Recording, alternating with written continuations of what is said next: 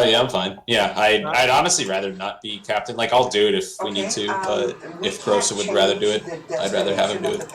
Alright. That's fine with me. Can do is if you go Corrosive. onto the UPS website I just want to keep me and Paco apart. Corrosive, what color would you when it brings like? up the tracking information, there'll be a link there that'll say change by delivery. So you can arrange for it to be It's not that many options UPS available. office and you can pick it Yeah, up from there. I mean, there's only every single color. Red. Red it is. It is already Alright, shipped. It's going. already shipped now. From bottom to top, we're gonna go ahead and do our selection. We're I gonna don't know. remove UPS hasn't given us any more information. you. It just says out for delivery, and it said the delivery's rescheduled, so it could be sitting at your We have UPS everyone here office. set. You will be the first person And to you just actually have be to able to select go on the top 5 website. individual Change choices. by Alright? delivery. I am ready. Alright, your choices are Avar, Zero, MS1, the Word, They would Google the want Great, you to and contact them Asmodee. because it's your package. Interesting. I don't want to reveal They my won't draft give us any strategy. more information than I what's showing choose on the 0x. website. Only 0x, you can go on and fantastic change your delivery information. You think I have a strategy? It's ARAM. Hey everybody, today we're doing our PREsports in-house Ready? ARAM tournament, The and choices are Grand Paladin, Lag Right. they are doing the draft right now. Yes, ma'am, I do. Shredded. Hey, Alright. he's the man. Here it's 1-800. Oh, sorry. When it Wrong goes number. orange. My boy Shred. 1-800. Let's go, dude. You got this.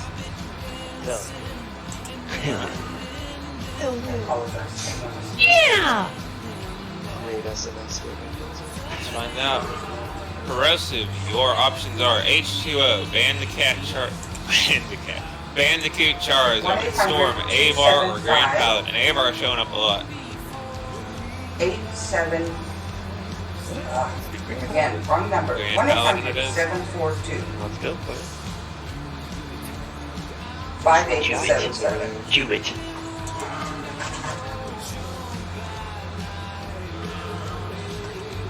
Correct. You have one job. Alfie, You're welcome. you ready? Yes.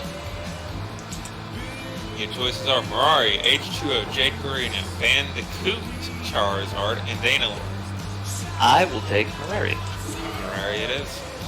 Should we remove Lean and Clean from the list, or in case he shows up?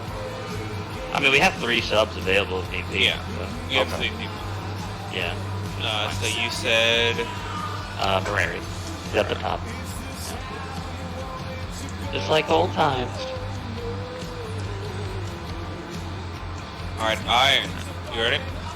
Thank you for calling Party City. Yeah. This is Candace. Asmodee, Ogle the Great, Jake Reno, Storm, or Golden. Nice I'm choices. good, thank you. There it is.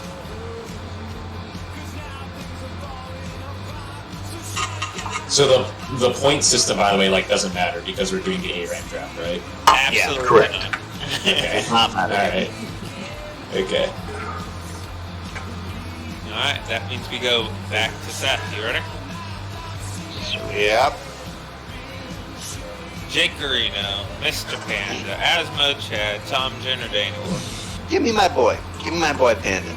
Panda it is. Woo! Spikes the draft. I knew it the second I saw him. My There body was- was ready for it. There was love in the air. That leaves, that goes straight to Paco, doesn't it? Is it Yes, an it does. online only item? Paco, H2O, Avar, Asmo Chad, Brainer, or Golden. That's okay. If I can just get the order number from you. We'll go ahead and take it off the list. Avar it is.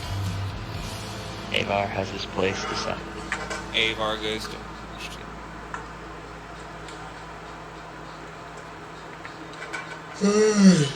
Corrosive. You have Asthma Chad, Jake Reno, Lean and Clean, Emma Swin the Word, and H2O.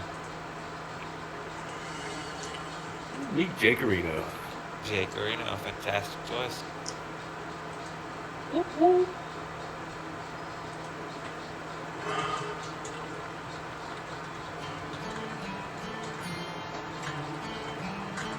Alright. Alfie. That's it. Brian Tauser, Lagwagon, Tomjin, Lean and Clean, Asmochat. Thank you. I will take Ryan. Brian it is.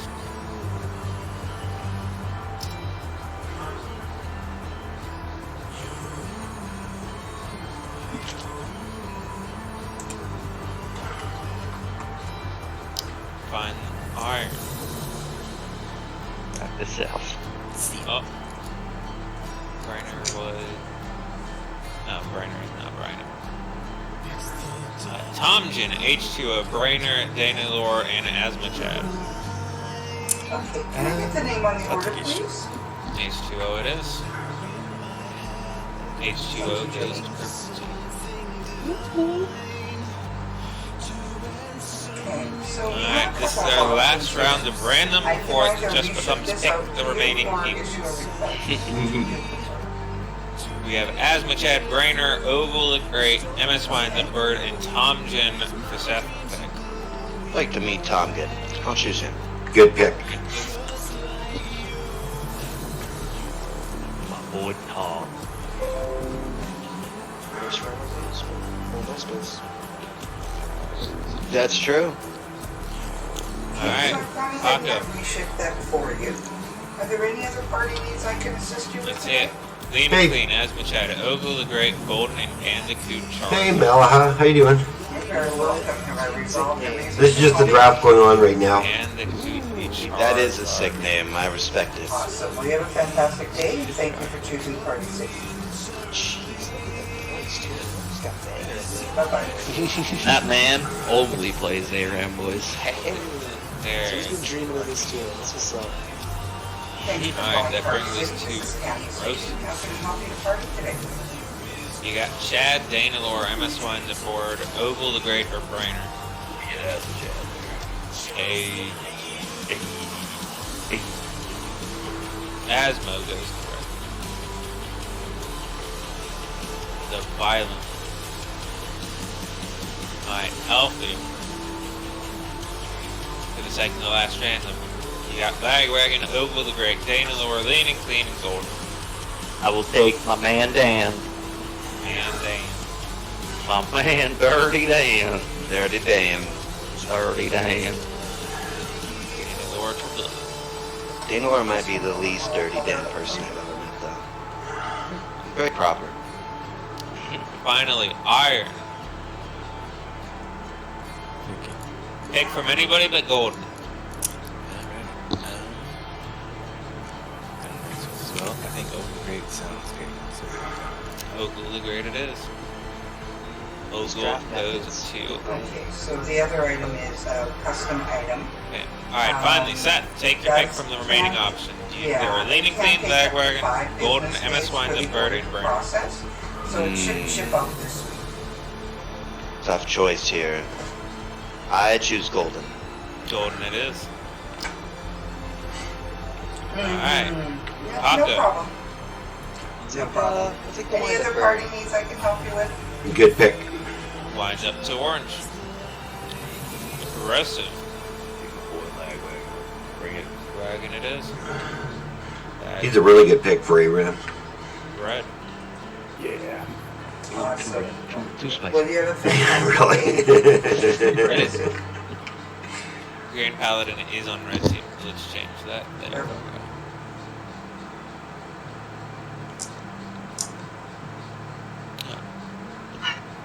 That leaves us Alfie. I will Lean take- or Brainer? I will take my boy Brainer.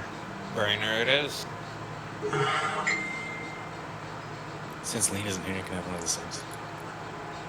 Or do I just take it? You can take one of the subs if you'd like. Because I struggled to find the correct shade. Yeah, assuming Lean doesn't show up, I'll take Ginger. Gingy it is.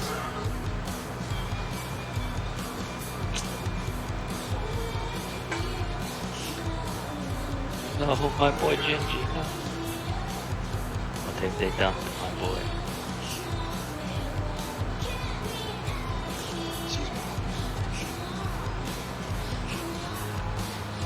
purple. Yeah, purple. Alright, so everybody should attempt to go ahead and make sure that they are in game by the time it is going to start, which is going to be in 30 minutes. Go ahead and try to have your teams assembled and ready to go once the bracket is done. Do you want to assign captains to certain rooms? I think that that would be a fantastic choice. Can we go ahead and change teams 1 through 5 to Team Purple, Team Blue, Team Green, Team Red, and Team Orange? Sure. Thank you, Seth. What's it called? Would you be able to post that list or something I like that? I am doing so at this very moment. Oh, thank you, sir. Thank you. Bunch of angels organizing this event. Let's go. Oh yeah, Lothair. Godsend. Ooh. And also, since I'm solo casting this, or I'm casting this, I'm going to be sticking to the winners until we get down to the losers playoff. Gotcha. And then I'll do the losers playoff, and then the winner of, we'll say, Div B versus the winner of Div A type thing. Sounds good. Cool. And on a side note, Seth, I can't wait to cash your game tonight. Oh, I'm excited. It's gonna be fun. Seth, how's the progress on Team Orange and whatnot going? How's the progress on Team Orange? What do you Yeah, mean? like, can you... I'm asking if you can change the names of Team Orange. Oh, I see. Yes. Okay. I misunderstood you. I'll do that. Yeah. Do it, Seth. Do it. Team Orange. Team Purple.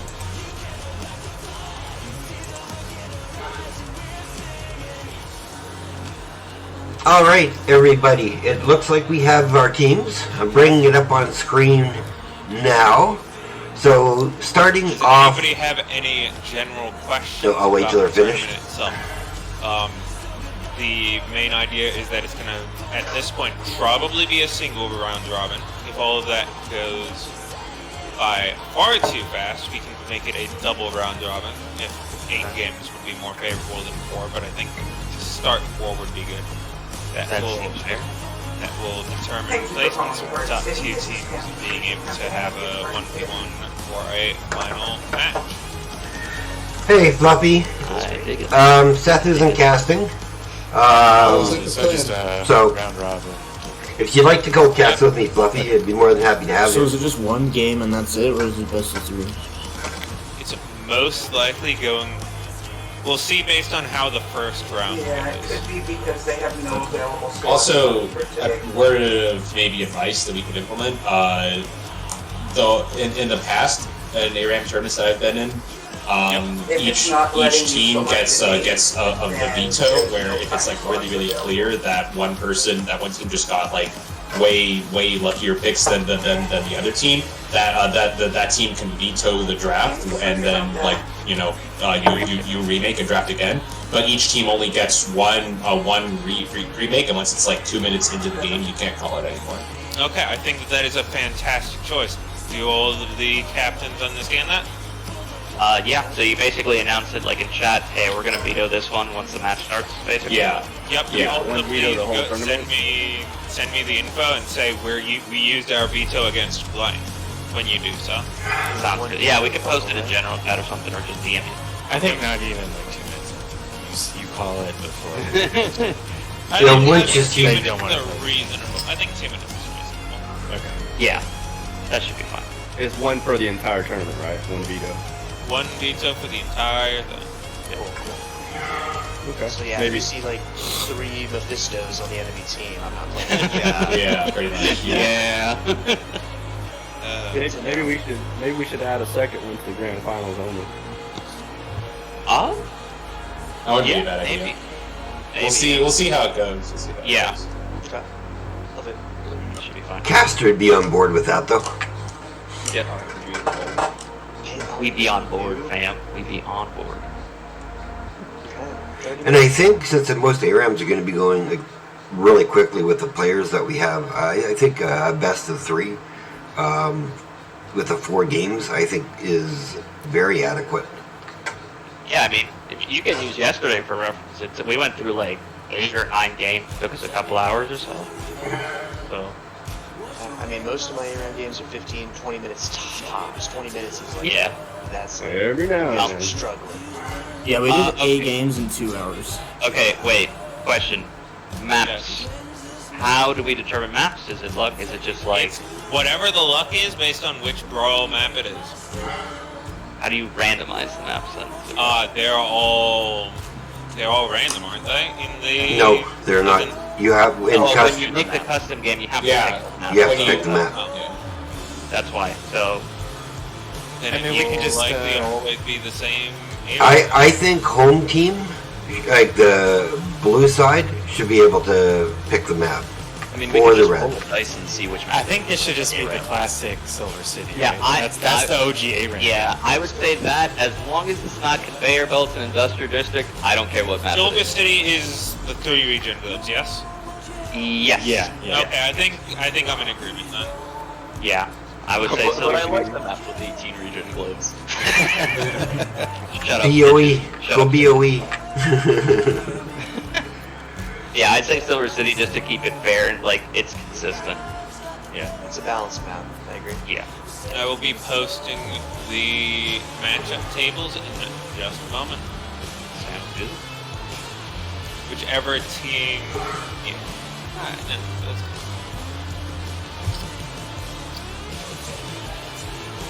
Been 25 minutes till you guys just can't handle all the ARAM. I mean, I've already had my fill of ARAM. I played 24 ARAMs in the last like A few hours, yeah. You gotta Yeah, practice thanks for that, something. Alfie. Is there anybody that wants to do like a practice round, just to like pass time before the thing starts? See, me and Ginger did that, and it was not a pleasant experience, so we're good. Okay. Anyone else maybe want? Speak to yourself. Lothar, Calm You're down. wasting valuable strategy time. Lothar, are all the games going to happen at the My same time? goodness. Oh, My whole about team that isn't even strategy. here yet, so. Lothar? 2 of mine, I think. I got Charizard and Thunderbird.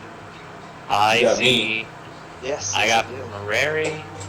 I don't know who else. Lothar? Anyone else? Hey, What was I going to say? Shit. Fuck, I was just thinking about it. Since I'm, is everybody playing at the same time? there will be one team that will not be playing in each round. Okay.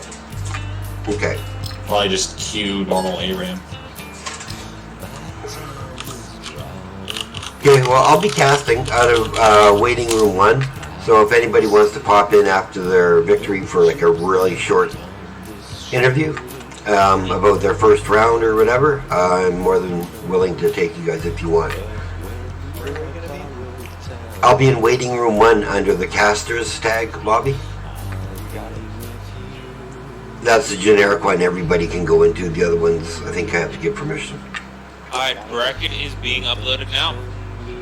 I sent you a game invite. My body is ready, boys. I'll make you part of the Paco. You can invite people. Preemptive surgery to the bottom plates of my car. That's an excuse. Unlucky. That's a new one. Man's just taking it. Look, he's realistically. He was stretching for an excuse to get out. Man, look, we all know he's just having a real difficult time on the toilet with tacos from yesterday, so he's just coming up with anything else. So, similar to the previous one, which unfortunately people did not utilize entirely, but it was utilized some. Hopefully this time we can be better. In match reporting after you finish your game, go ahead and make sure you say Team Orange beat Team Green. Right? Okay. Okay, for round 1, Lothar, who do you want me to cast? Red versus orange or blue versus Wait, green? does that mean that green can't beat Team Orange? What do you mean? You said to say that orange beat green. But can't yeah. green win? No. Okay. I'm glad I'm not on green. Yeah. It has been predestined. The Oracle has communed with me. And I know that Orange will fight Green. Low there, Golden would like to re-roll that roll.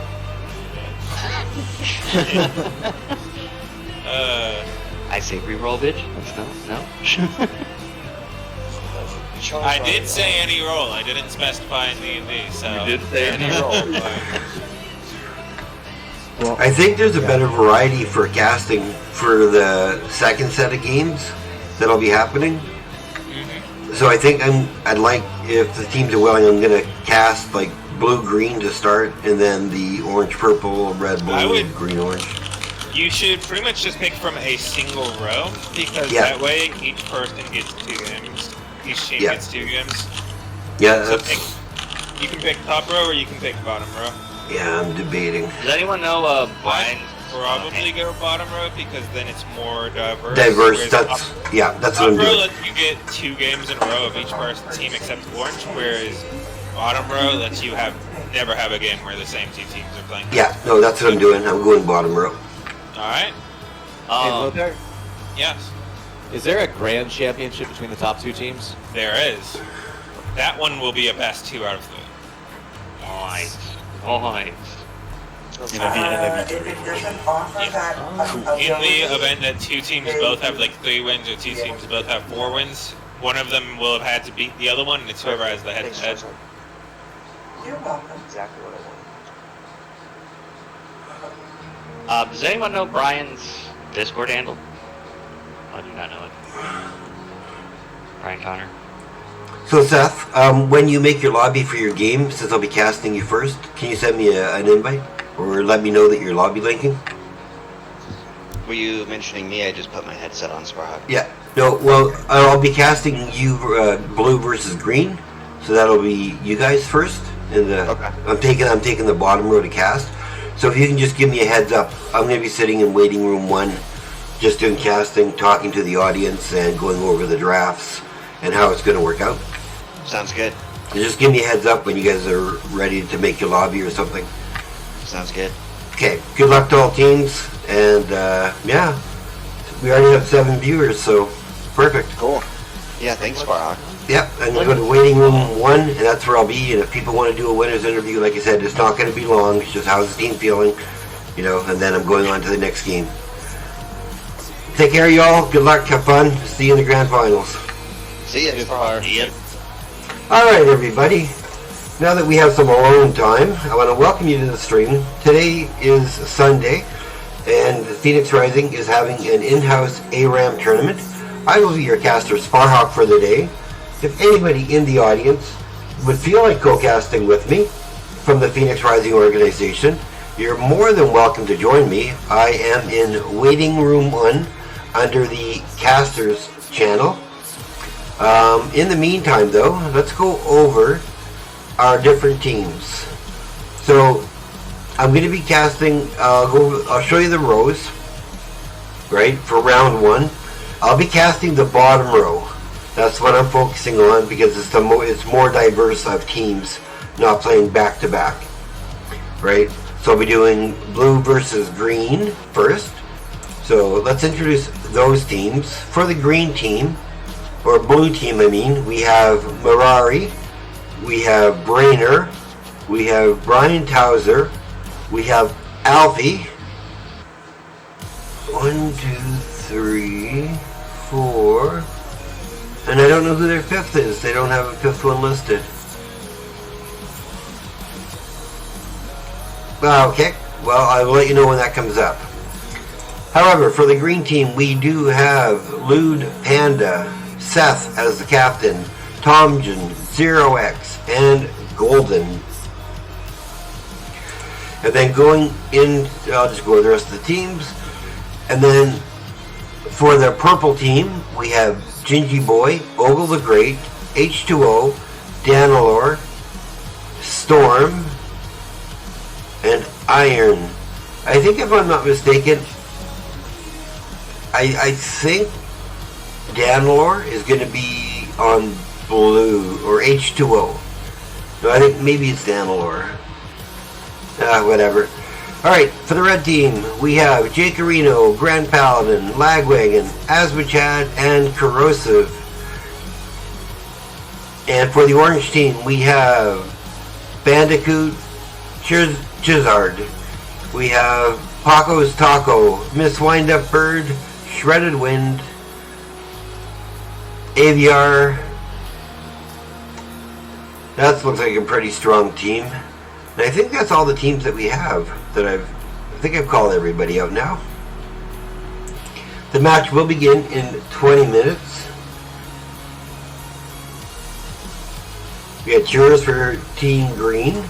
So since I've shown this, I'm going to just go back to the starting soon screen as we wait for the tournament. Let some music play as we wait to get into the tournament. I hope you guys are able to hear me fine. If I'm too quiet or too loud, please let me know.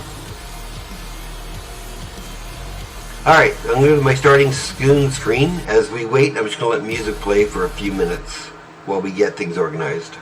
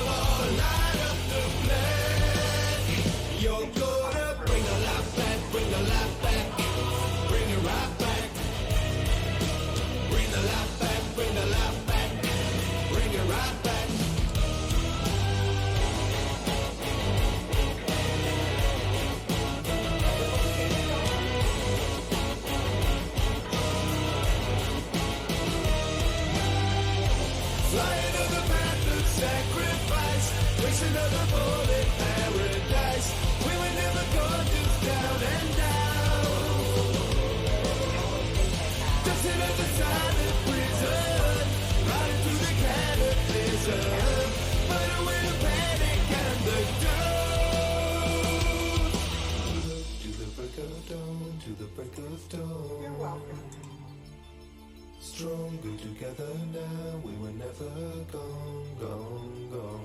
So live to the break of dawn, to the break of dawn. Stronger together now, we were never gone. Look to the break of dawn, to the break of dawn, my friends. Come on, light up the flame. You're gonna bring the light back, bring the light back, bring it right back. Bring the light back, bring the light back, bring it right back.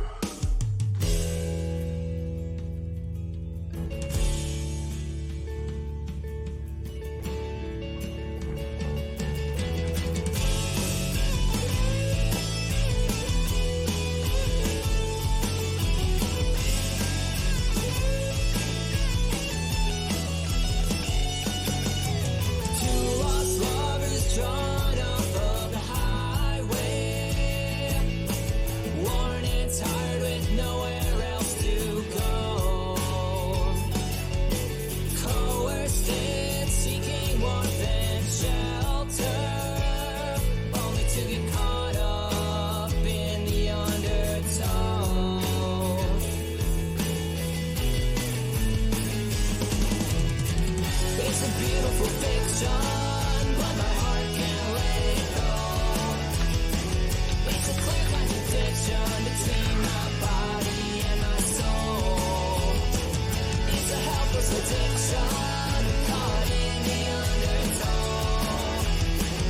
It's a beautiful fiction, a mental affliction, I can't let go.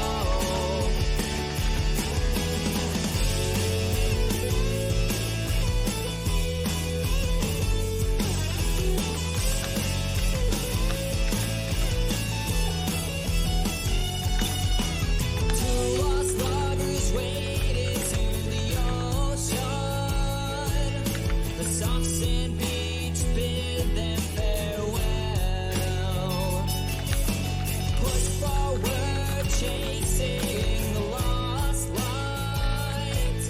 Stuck somewhere between heaven and hell.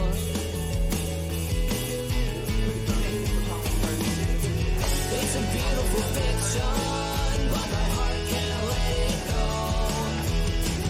It's a clear contradiction between my body and my soul. It's a helpless addiction, caught in the undertow. It's a beautiful fiction, a mental affliction, I can't let go. And the rain was pouring down, and the waves crashed all around, and no one could hear the sound as those two young lovers drowned. She said she was kinda scared, but he said they were prepared, and he promised her no harm as he stuck that needle in her arm. It's a beautiful fiction, but my heart can't let it go. It's a clear contradiction between my body and my soul. It's a helpless addiction, caught in the undertow. It's a beautiful fiction, a mental affliction, I can't let go.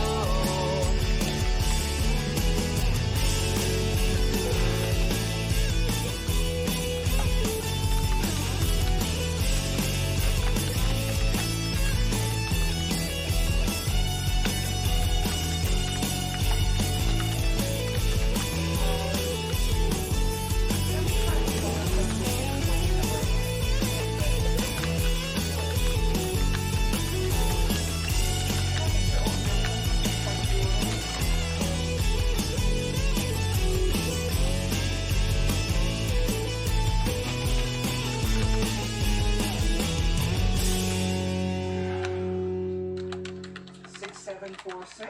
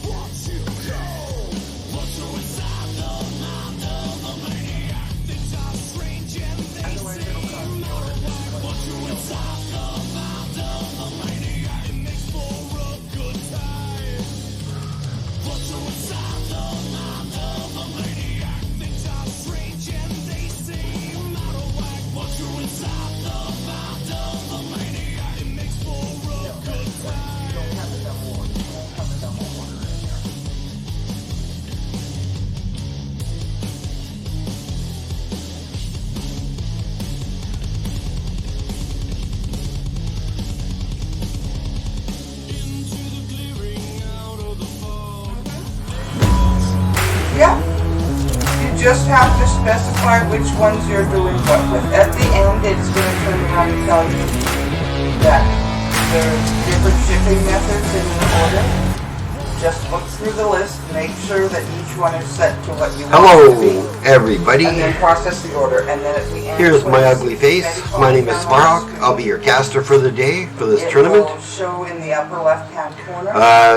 Just figured I'd come in early. Let's go over some things so that everybody knows. So if Oh, one one of them's second. pick up in store, it'll have a B, letter B 1 second. for boy, at the end of the order.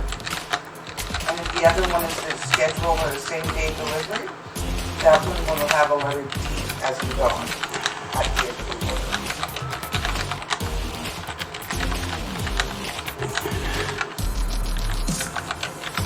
You're welcome. Are there any other party needs I can assist you with today? Alright. Well, you have a great day. Thank you for choosing Party City. Bye-bye.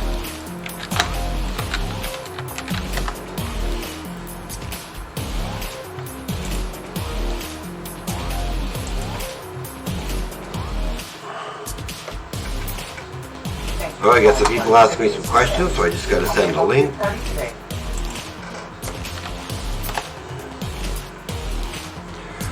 All right, let's see what's going on here. See where everybody's at. Hello.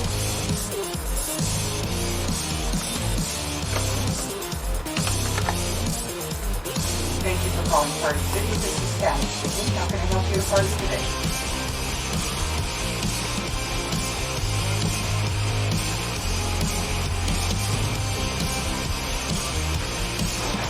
Hello, Chrissy. If you're happy, we'll just do that for you. Do you have a lower number? One sec, I'm gonna bring my volume, my music volume down and turn you up just a tad.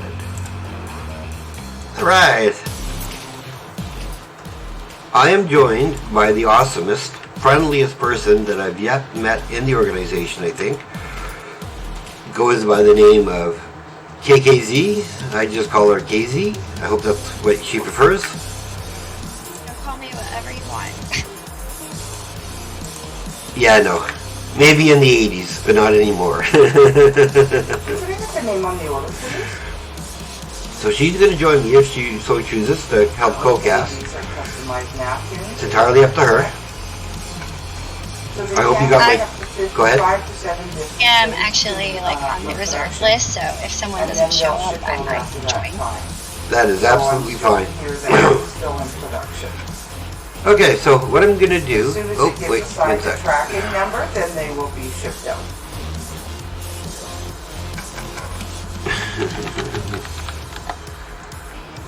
Oh, I'm sure you'll get them before then. They should ship out next week. And that early next Oh, week. accept friend request. Okay, Go back or to early here. this Okay. Again, I'm going to bring up the game and how the game early teams this are going to be playing each other. We have about 4 minutes before it's all going to start. Okay, bye-bye. So that is here. Let's bring this up. Oh, Elda, thanks for the follow, buddy. So I think this is going to work. Okay. I can't make it very bigger. Or, is that a real word, very bigger? No. Can't make it much bigger for everybody. But if you look at what I'm casting, I'm going to be casting the bottom row games. It's the most diverse, where teams are playing back to back to back. Right? So we'll be doing blue versus green, orange versus purple, red versus blue, green versus orange, and then purple over red. Now these are only one game to start. Each team has one option of veto power, meaning that if they go into a game and they don't like what they're looking against, they're able to veto the draft, go back, restart it. But they're only allowed one for the entire series. And I do believe they are going to give the grand finals. The two teams will have the option of one each. I may be in error there, but this is what we're looking at. And I'll quickly go over teams for everybody. So, oh, thanks for the subscription, Dap. I'm going to go over the teams for everybody again. I'll start with Team Orange. We have AVR, Shredded Wind, Miss Wind Up Bird, Paco's Taco, and Bandicoot Charizard. And then for Team Purple, we have Iron, Storm, H2O, Ogle the Great, and Gingy Boy.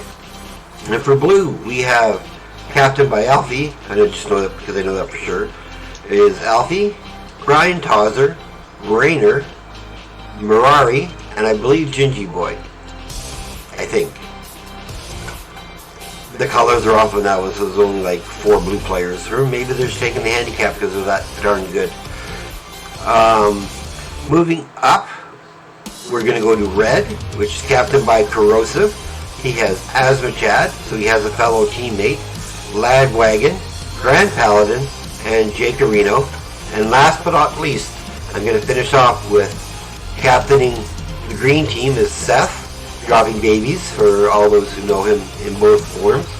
He picked up Sexy Panda, or Lewd Panda now, Tomjin, 0x, and Golden.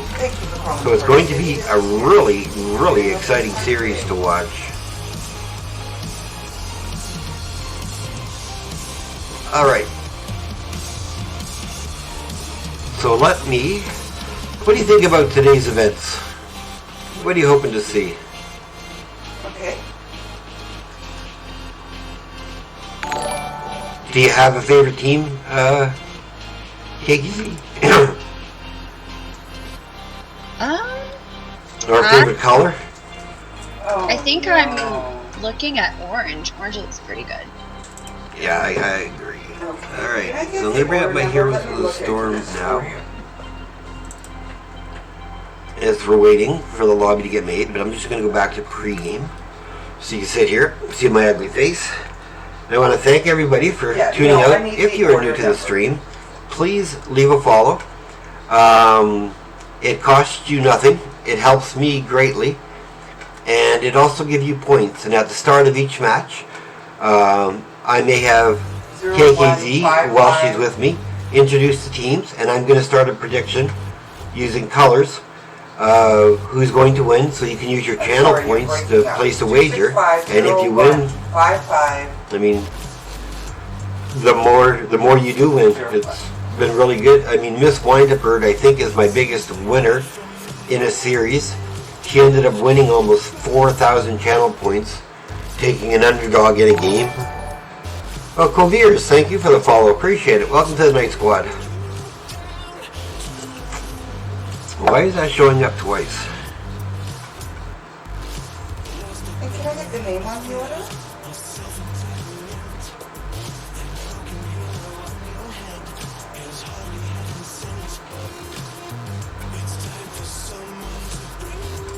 I think I know why. Did you get the rest of your order already? It's just the custom item?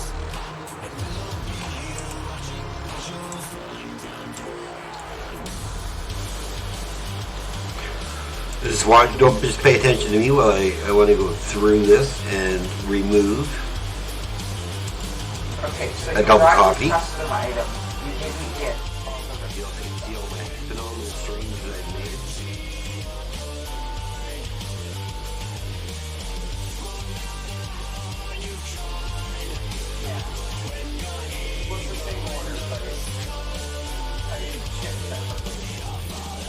All right.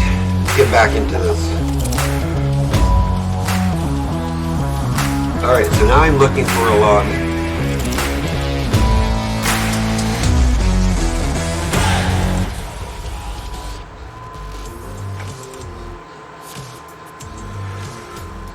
No lobby yet. Sorry, no lobby yet.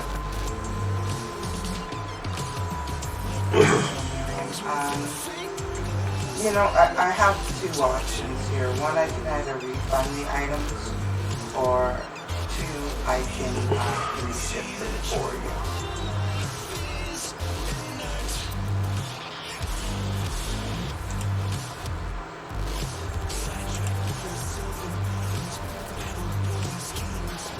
No, I can't change the shipping address, I'm sorry. We'll just have to make sure that someone's going to accept packages.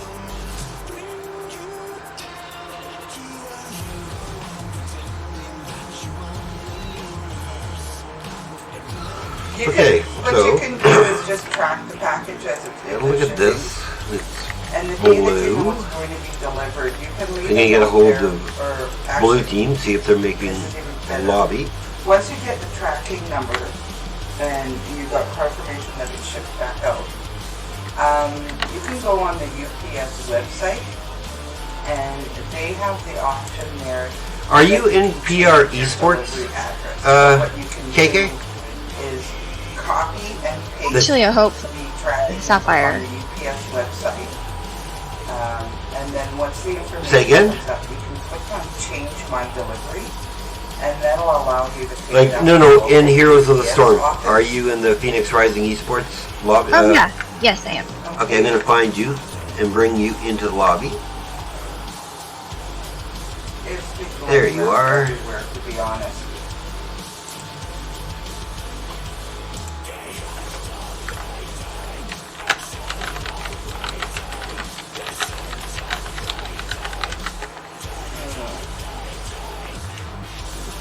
Well, it shipped to you pretty quick. You got it within like 4 days.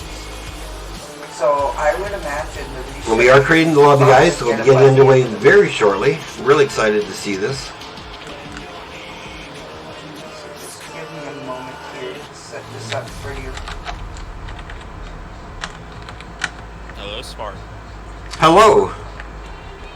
I will be spectating with you as all of the teams have found all of their required people. Perfect. Awesome. All right. And there you are. Bring you in as well. Thank you. Glad I got in before the game started. Awesome. Yeah. Hey, everybody. I am joined by the man, the myth, the creative mind of the events that Phoenix Rising puts on. He goes by the name of Lothar. I just call him Bud. Lothar, why don't you go over while we're finishing up a lobby? Just give everybody a quick. I've already gone over like the teams and who's on them and such. Just give a quick rule setting for what people are expecting out of this tournament. So, teams were randomly made using essentially an ARAM draft book for players.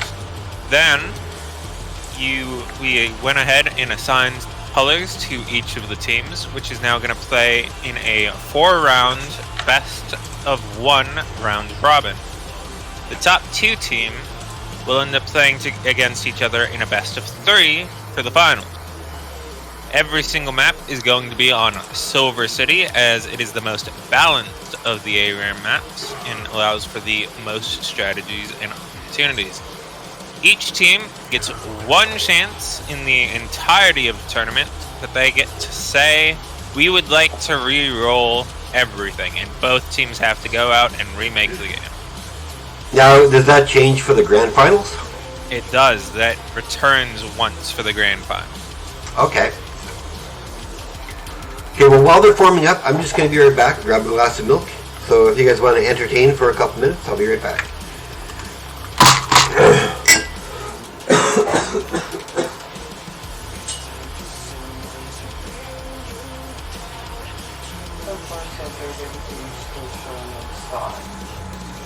I think... Oh, 1 person dropped out.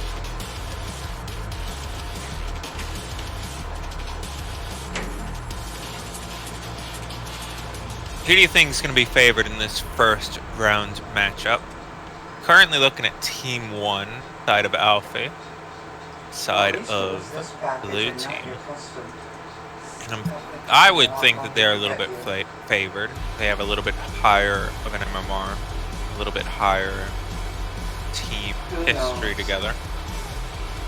I would agree. However, I think that Team 2, being that of the green, while they might be a little bit lower on MMR, they still have quite a lot of skill that they put out. They have very solid hero players from both Zero and Golden, as well as Seth, all of them being very strong individual players and team players. So I think that they might be able to make up for their lack of rank with a presence of skill. I am still learning all the players, so this is a good opportunity for me to get to see their play style. So I'm excited for that. As am I. All right, I am back. Looks like the teams are still trying to form. I guess they forgot who's on their team, maybe? You can't go into stores to purchase some of this stuff, so you're forced to do it online. And there's so many So, steps and everything. looking It's at taken and who we have for Team signatures now. Blue and Team Green. I asked KK, but I'll ask you, Lothar, who do you Yeah, give but the they- advantage to just by looking at the players? But they can still turn So, around and just knock by the on players, door I with think no Team 1 answers, Blue so you team can- has a little bit higher just raw present. They have higher ranked players, higher MMR, and they as individuals probably have a little bit stronger of a lineup. But I think Team 2 has a lot more team dynamics. I know that Golden Panda, Jazz, and Dropping Babies are all, Seth, are all absolutely fantastic communicators, and I think that they'll be able to execute much stronger in the actual fights themselves, which, considering it's an ARAM, might be more important. That is true.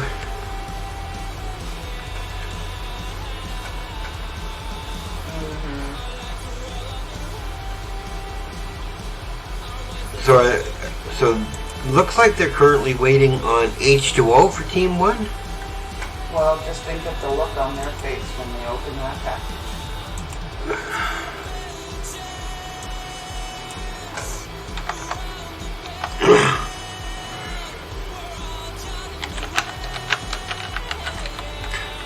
So how are we going to do the rule? They are in chat. I shall go attempt to find out what's going on. Okay. Now, wouldn't that be damning evidence? You that had a they were question? caught with that? I was going to say, is there a time limit for people to get in here? Not for the first round. After that, we're probably going to say that within 10 minutes of both teams being out. Are there any other But since it's the very first round, teams are still getting set up. We're going to have a little bit of a generous window. Okay. You're very welcome. You have a fantastic day, and thank you for choosing to participate. Bye-bye.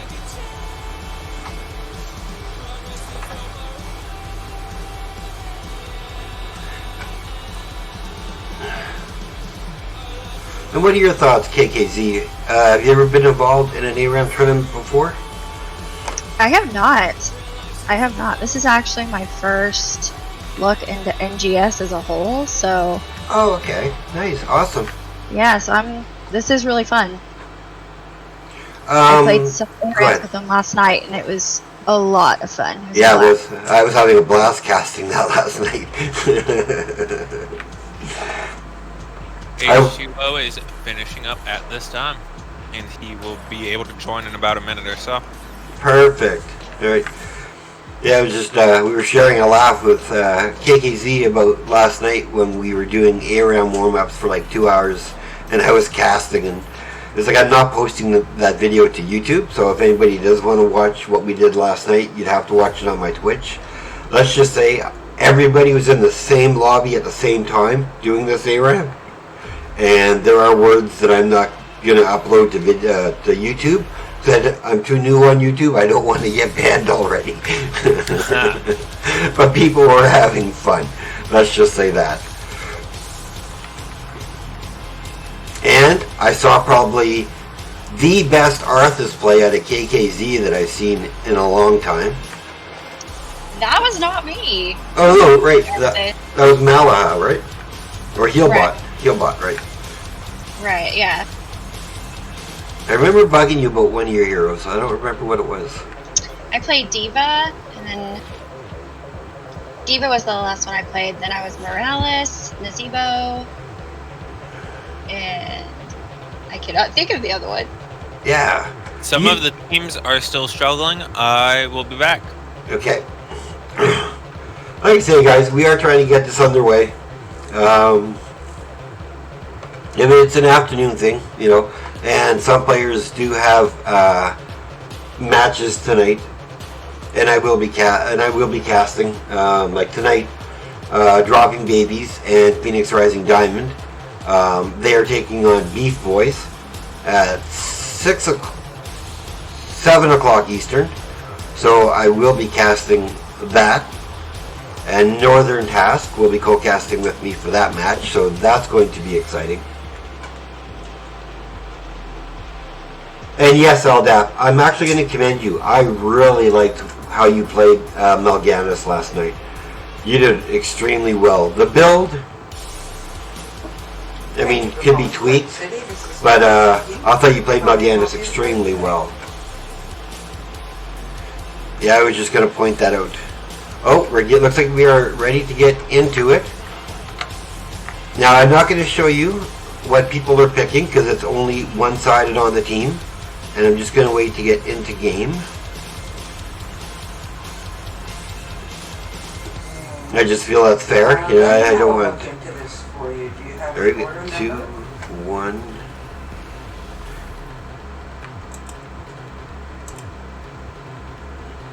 Alright, and again, we are playing on Silver City. And we have, for the blue team, we have Alfie, Frag Stellar, Danler, Mirari, US Maps. And for the red, we have Loot Panda, Jazlo, Dropping Baby, Idioms, and Golden. I'm just calling the teams now, because you won't see this load screen when they are picking their heroes. Wow, there's a lot of spice on this side. That's all I'm saying. That is a lot of beef if they end up getting Deathspin Diablo, and I think a Tassadar is able to be a good follow-up for it. I'm interested in seeing this Kerosene pick up with Junkrat. Yeah, I'm trying not to share knowledge of what, because the fans aren't seeing what we're seeing until we're in game. Ah, my apologies. No, you're new. That's all good. All right, let's pop in game. Let me get us to the middle. Zoom out, show some talents. Alright, and while this has started, I'm going to be right back. I'm going to start a prediction for everybody, and we'll see about earning you guys some channel points. If action starts, KK, Lothar, just jump right in until I get back. Alright, on the blue team, who is also the blue team, we have Alfie on Artanis, Frag Stellar on Ariel, Danilor on Tassadar, Mirari on Diablo, and US Maps on Kerosene. And on red team, which is actually green team, we have Lude Panda for Zarya, Dropping Babies or Seth on Rhaegar, Idioms on Anubarak, Golden on Raynor, and Jazlo on Morales as the first fight breaks out. Interested seeing both teams committing to a double healer strat here, definitely understanding the weaknesses that sometimes a full-out brawl can end up causing. Hopefully both teams are able to adapt and we're still able to see some kills. Lots of damage being put out though. Who do you I think I have to give the double healer edge to the side of Seth's team. I agree. I think red team, green team is definitely going to be stronger because blue team wants to be bursting down a target, and both of the healers on the red team are both fairly good at keeping a target alive, whereas blue team's healers are both a little bit more widespread. They're both AoE healers, which makes it a lot more difficult if one target's being focused. And Kerosene did go Iron Fist, so not necessarily the heal. He's going for the extra damage, so I'm expecting a 7. Idiom's in a bit of trouble. And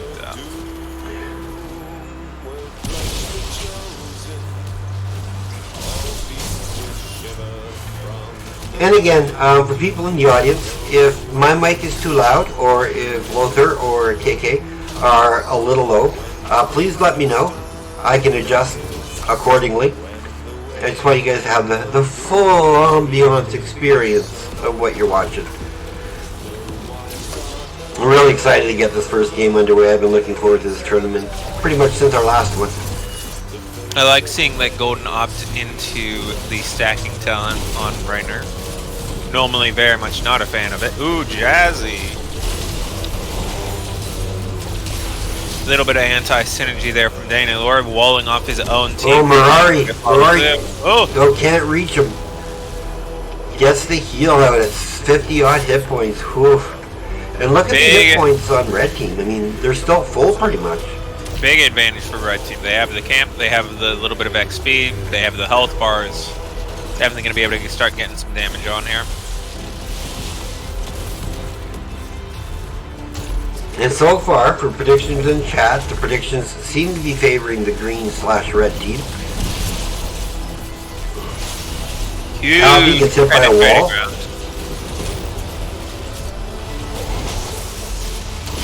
Red team staying healthy, putting out damage. Now, are you looking? Are you expecting to see? Let's ask KK this. Are you looking to see ancestral healing or bloodlust? What are your thoughts? I'm actually looking to see Bloodlust. I think it might be helpful against all the extra healing and shields they have on the red team. I mean, look at the healing going out on the Golden. I mean, all 5 people were picking on him, and he's just like, I'm half health. It's still good. Maps went in for a little bit of extra damage on idioms, almost got punished for it.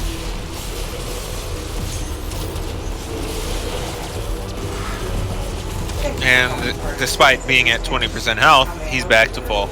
Yes, and I'm really excited about this first game. I mean, how many people play an ARAM and go almost 4 minutes without a death on one side?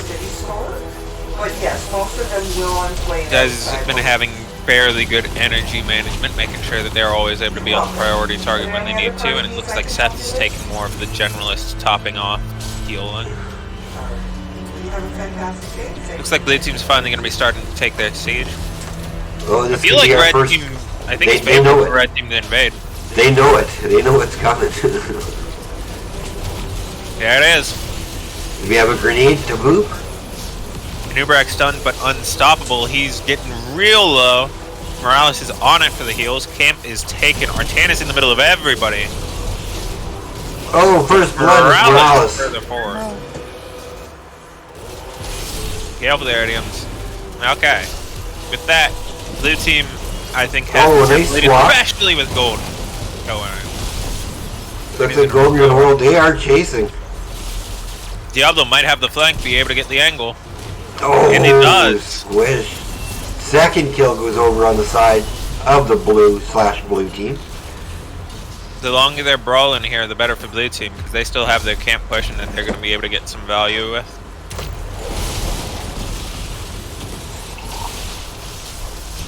Yeah, they could have a good chance of maybe getting wall here to keep the pressure up. They are close to 10.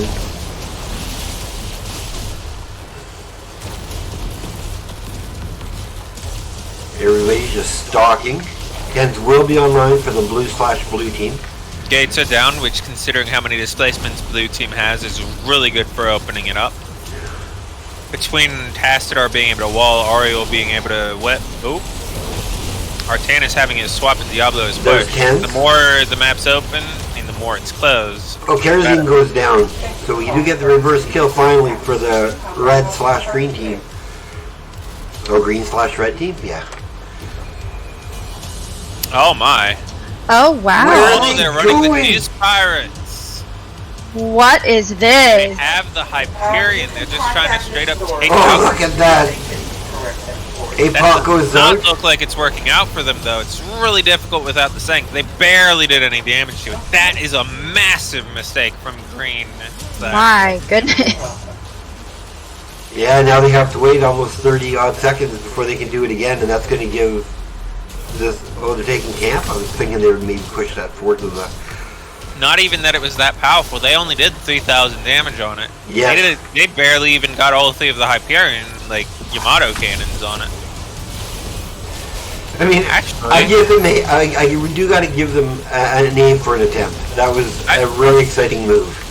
I think Golden was too close. He was only able to get 2 Yamato cannons off from the Hyperion because the first one doesn't come out until 4 seconds in. Right.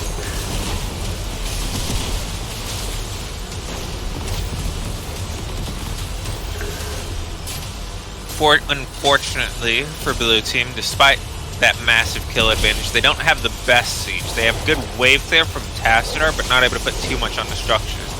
So they were able to finish out the walls, get them prepped for the future.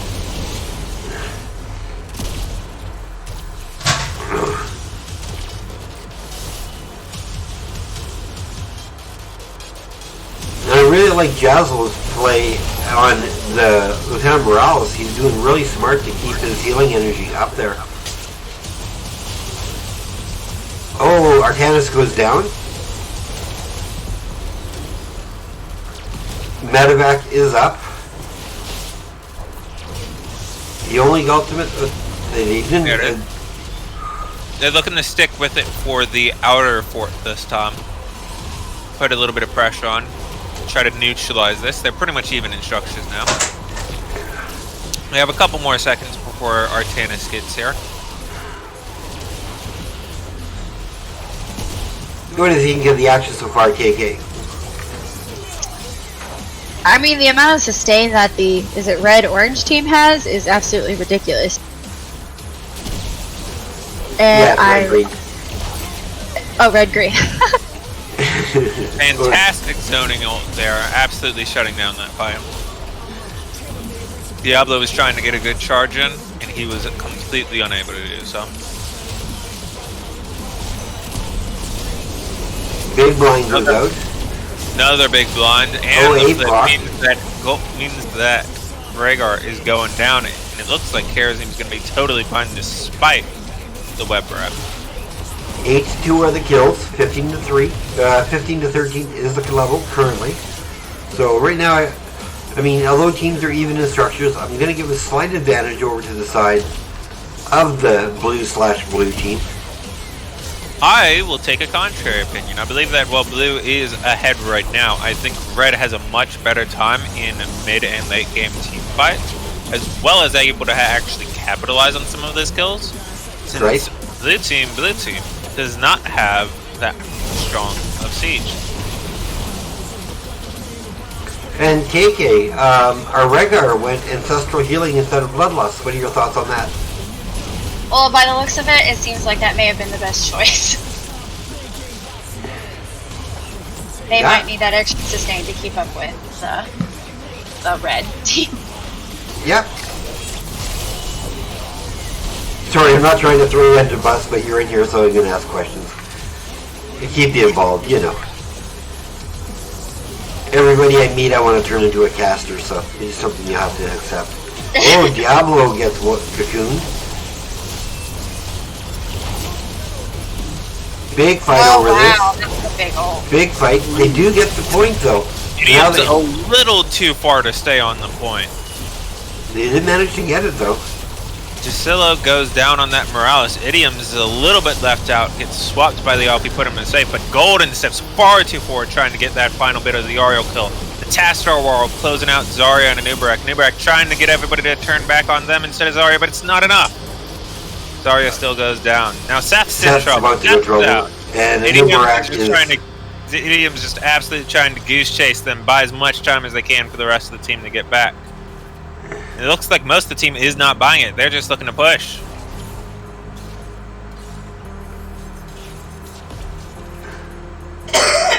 But Idioms is going to survive. And he is actually keeping Cragstellar out of the action. He's not got the energy. There's not a lot he can do other than toss him back like that. However, blue/blue team does take down first fort.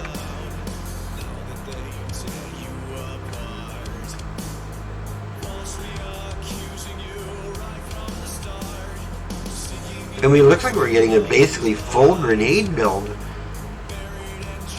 from Medic.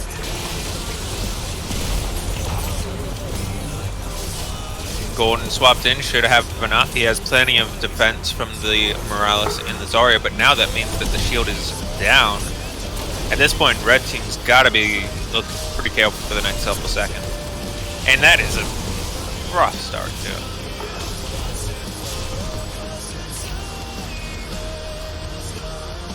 Mostly it's just looking like it's a really hard time for either team to try to approach the other. both because of the displacements and just because of the types of healing each team has, kind of does really well into the others.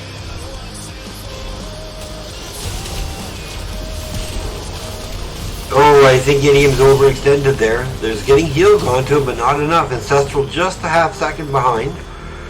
Artana's still looking for it. Nice.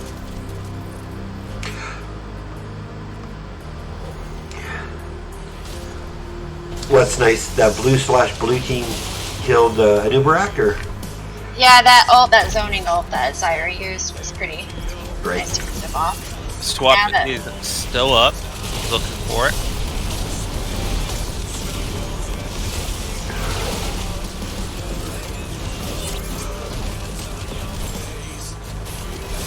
Alfie taking a lot of poke damage, trying to get that little bit of damage onto the structures. Enough to get the gate down, really opens up the game for the blue team. And that's where it is. It's all Golden's the kill target. Stunned against the wall, swapped out, but it's not enough. Raina just puts the stim in himself and just says, I'm fine. Panda, however, might not be so lucky until... Nice Ancestral. Ancestral really coming out, definitely looking like it's getting value over the Bloodlust. Wall shuts down the fight, stops most of the counter engagement, unless an Uberak almost has charged back up, and he chooses not. And Panda finished his shield quest for shielding his allies, so that's kind of nice. Uberak did burrow in there, he's in a little bit of a rough spot, and the Aerial Whip puts him to safety. Got to be really careful with how much displacement they have. All of them got to be working together. All right. Artanis might go down, and he does. Yes, yes. Looks like they're focusing maps. Double kill. Karazim follows suit. Oh, and now they're making the move. Goodness, here's another medevac. Now they're making the move. Oh, they're going back to the keep this time. They're screw the fort. Nobody needs a fort. And this time, with nobody there to get there in time, they are absolutely taking it down. I don't think they understand that they can't go to fort. Get the core though. They can't. They need to take that fort. So they're trying to break themselves a way out. They still have 5v3. People are just spawning now. But that was a really good play. I mean, they took the keep out. Especially given how questionable the first time was. Now Very questionable. This time it's working out better. Zario is really good making sure Mirari's not able to get up to anything too suspicious. Big APOC coming out. Kind of misses on everybody. But that's a good return to normalcy now. Both teams have to start respecting each other again. Multiple ults down from both sides. That was a beautiful play by green/red team. I mean, to fly in, take that keep out, and now they just have to deal with a fort, which has less hit points. And their keep is still in relatively good position if they don't die here. And again, on behalf of KKZ, no, how do you pronounce your name? KKZ. Okay. On behalf of KKZ, Lothar, the creator of this tournament, and me, Sparhawk, the caster, I really want to thank everybody who's in the audience watching this tournament. I'm sure most of you guys are watching your competition to see what you got to go against, which is totally fine. I mean, pre-scouting is use the tools that are given to you. But if you are new to the stream, please leave a follow. It helps me out greatly. It doesn't cost you anything, and I really appreciate it. Idiom's going in, misses his burrow. Panda getting really shot. Shield enough to keep him out for the Ancestral. Burrow's about to be back up. He's got 6 seconds if he can kite it out. The fight's over. We're good. Nobody died. Big 3-man stun from Idiom. Get tons of value out of dual shield on Zarya. Morales using the medevac just as an ice block. Enough to get them out. Oh, I think they're going to get a kill out of this with double That kill. was a fantastic play by Morales. Ferrari in a world of trouble. Half the team going after the Diablo in the back, trying to do the same thing Idioms did last time, but not as successful as he goes down. So now we have 5 versus 2. Green team, plenty of time to push forward.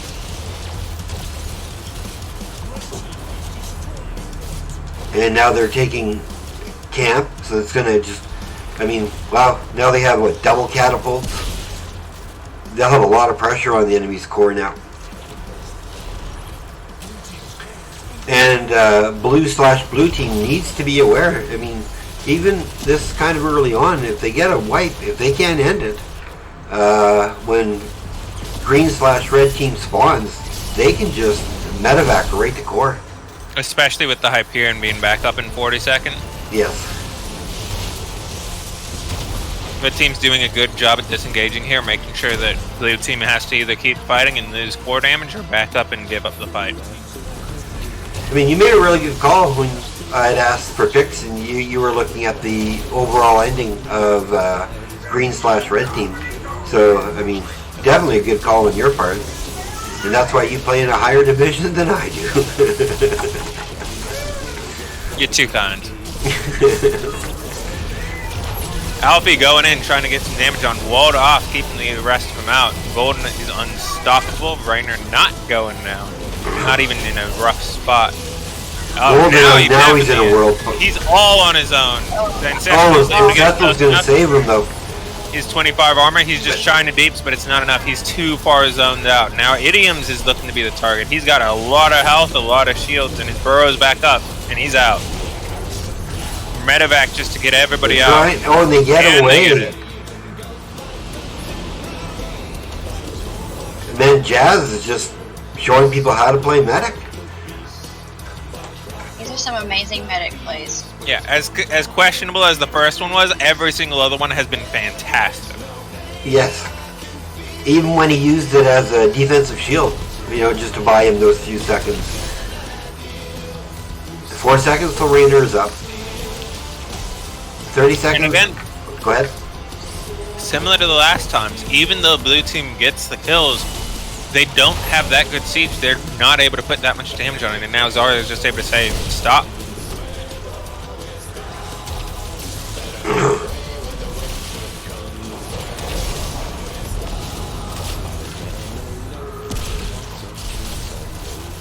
A little bit of a skirmish going on. Yeah, looking nice. They're still trying to... I think they're just waiting for this medevac.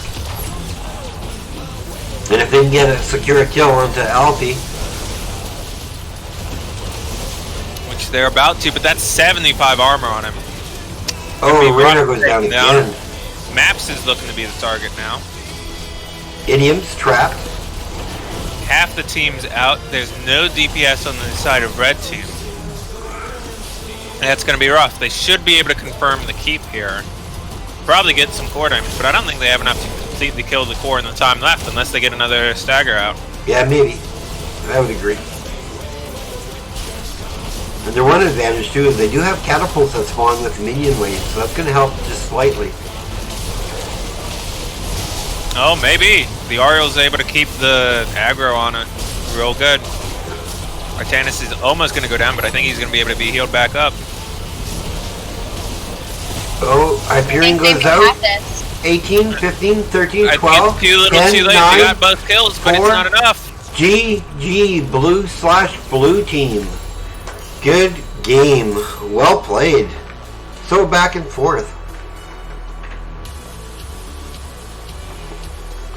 So it's just... I really liked the creativity out of blue team there, but especially given some of those last staggers, they died a little bit more than the other team. Just gave them, despite their lack of siege, the team was able to just keep the staggers up and eventually secure it. If you want to go over some numbers for the screen, I'll finish off the predictions so the winners can get their points. Sure. Like, what stands out to you? Big points for both teams. Tassadar and Rainer both very close in damage. 169,000 versus 168,000. Both of them being main DPS. However, red team was able to have their Zarya be able to also be pretty close with 153, whereas the next closest was Artanis for blue team at only 92k. Healing numbers. Ariel had double the healing of anybody on red team, and basically as much as the healing of the entire other team combined, with Karazim still putting in some work, putting in more than anybody else on the other team, but most definitely focusing more on that damage side of them. Tassadar and Zarya being the ones to survive and to soak the most XP. Tastar and Rainer also being the one to do the most siege at 100,000 for Rainer and 184,000 for Tastar.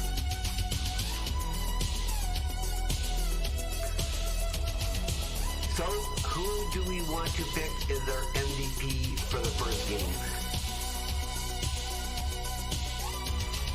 It would be rude to give it to somebody on the losing team, right? Never. MVP is who you thought played the best. Like, for me, I'm picking Jazzo. Right? I can agree with that. What about you, KK? I agree with that as well.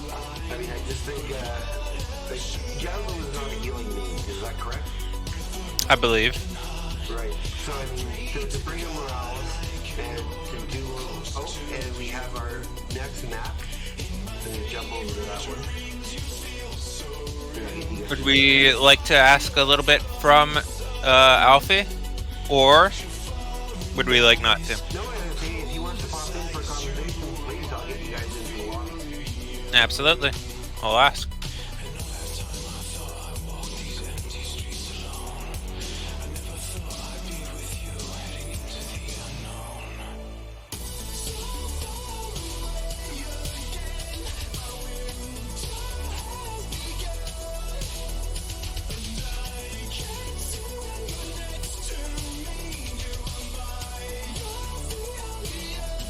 There you are.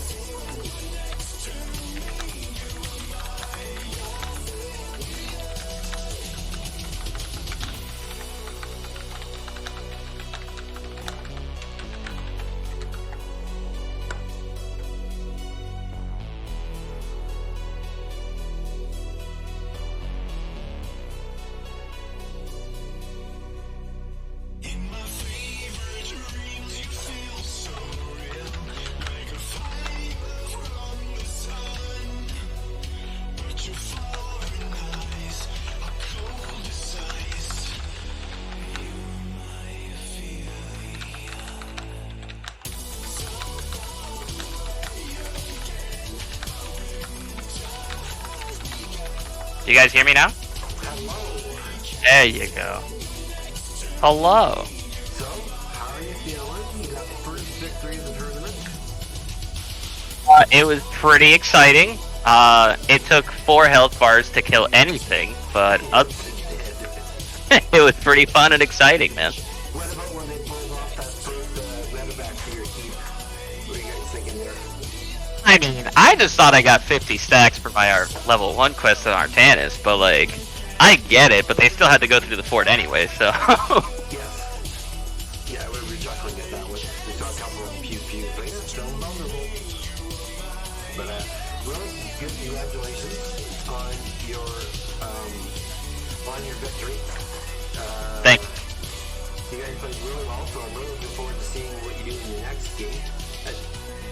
Yeah, we had a good draft. Do you want to give a shout out to your teammates or say anything specific? I mean, I think it just worked really well, and we were pretty coordinated. Rary had a rough time trying to do any combos with how much displacement they had, but he pulled through too, so... Shout out to him. Awesome.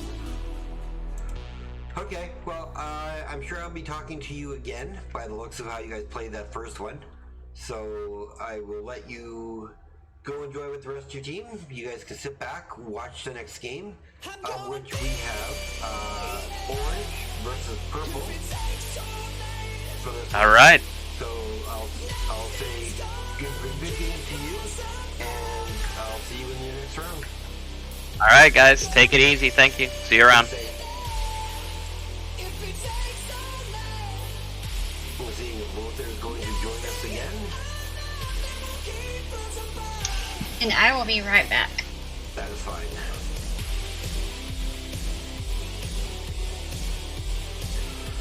So, as you can see,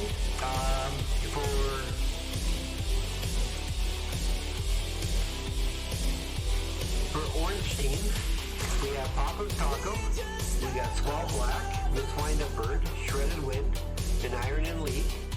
And for purple team, we have Gingy Boy, Storm, H2O, Oval the Great, and Iron. Let me see if I can get Mo there one more time to join. He may or may not. Please do. I'm suffering technical difficulties. That's fine. I have rebooted and hopefully yay! Fantastic. The summon is working. Alright, so let me change my to go to here. And we can, if you would like to let them know that we are ready, then we can get her started.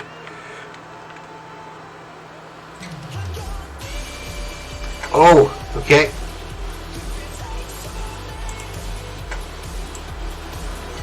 Is this any better? Can you guys hear me better now? Oh, I know exactly why. There we go. Sorry about that, guys. Not a problem. Just remember to ready up.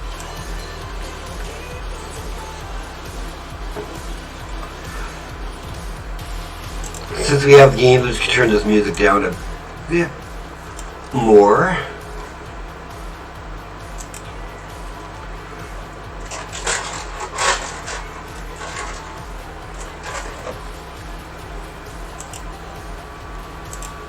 Checking my mic.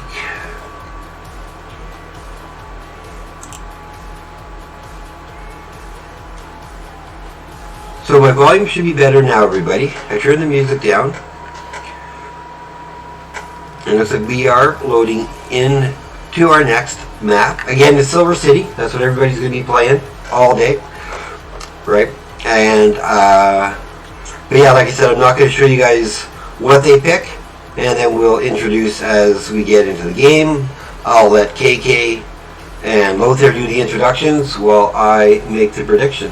And surprisingly, nobody won anything. Nobody bet on Team Blue/Blue in the first game. Everybody was going for Green/Red.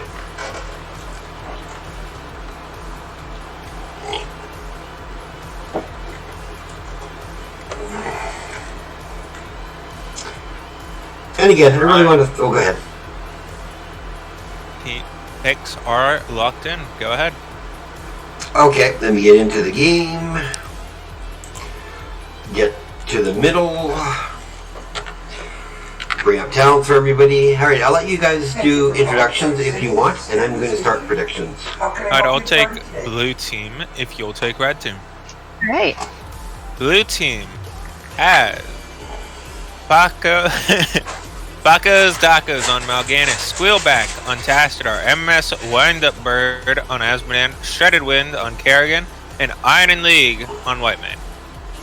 And for the red, we've got Gingy Boy on Stitches, Ojal the Great on Zul'jin, we've got Storm on Gul'dan, Iron on Lily, and another Stitches for H2O. And this is lots of damage purple. Start on Paco. This is orange versus purple, right? Yes, it is, and I think it's time we dispense with the formalities and call them blue and red team this time. Okay, we'll just go blue and red. It was one time is fun. No. Are you able to find Okay, the guys, manager don't forget to make your predictions. Now get back into it so you can have some sound.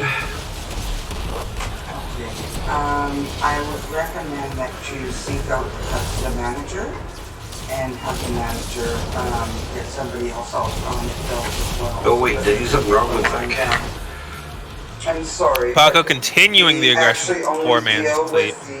Tastadar while almost being enough to close into Ogle and eventually gets it. Iron walks out free. H2O, however, is good. Boop. That's dead Stitches. That would be our corporate number. Oh my god! Oh wow, that Gingy hook. Okay. It is the communication there must have been tight. Gingy pays with it with his own life, unfortunately.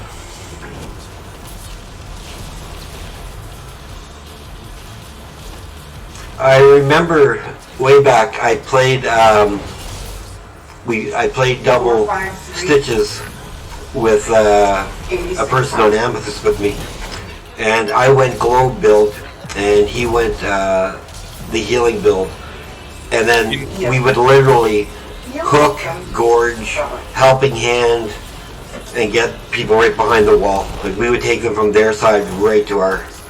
It was so awesome, so much fun. That sounds fantastic. Interesting seeing that they have gone for the same idea. Both of them have the same talents as Ooh, Iron goes down. Gloves, one of them to go and heal. All right, so we have our teams and huge Kerrigan. Oh, shredded just coming out with the moves. Done. That's gonna be rough. So, even based on what we just watched, who do you think is going to take the W? We'll start with KK. I think it will probably be the red team. Okay. If Genji pulls out any hooks like he did last night in the ARAMs, yeah, there might be a win on their side. My guess is blue team, they have siege pressure, they have wave clear, they have good survivability in these fights. The big advantage from red team is double hooks, but they don't really have like the hard burst to follow up on it. Golden's a little bit of a hybrid sustain burst mage. Zuljin's a little bit of a hybrid burst sustain auto attacker. Like, even if they hook somebody, like towers are only going to be able to do so much while the rest of the team is just able to wail away and eventually come to help. So I think I would give it to blue team unless red team's spot on with their hook. Yeah, I think that tides could change when 10s come online. Right now, red team just needs to really try and not die super much until they can get to 10s. Oh, a hook! Evading a hook. Kerrigan. But Whitemane has the healing to keep him alive. They get the counter kill on the Golden. And right now, they're just picking them apart.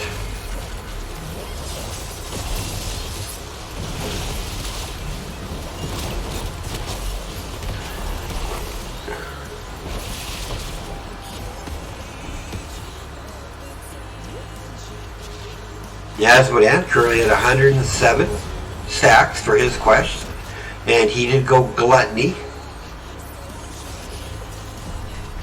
Zuljin's already sitting at having his extra attack range, so he's going to be able to start really putting on some damage.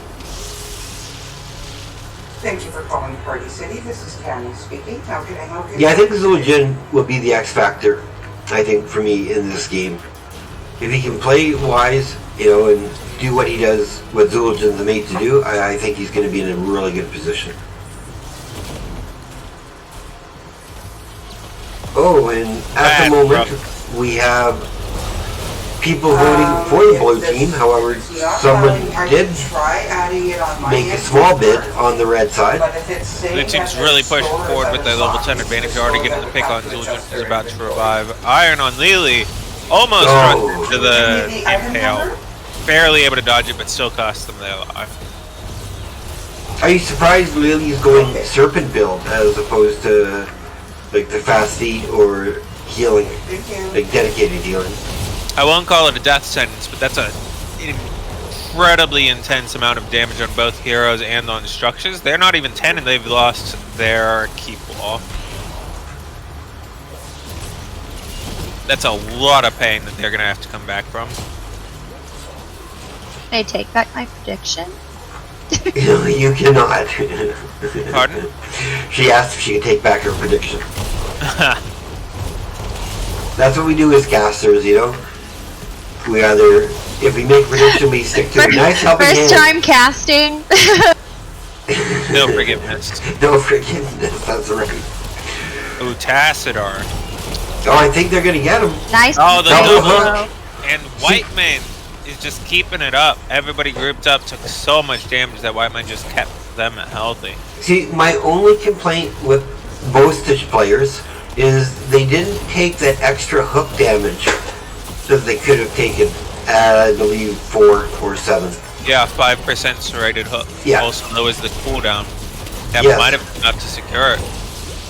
Especially because it was a double hook, they both got the same person. But 10s are now online. Kerrigan goes down, Stitches goes down. They trade the Iron goes 1-for-1 down. hook and gorge for a kill, and it looks like this might be the same thing depending on how it goes. It's another kill for another gorge.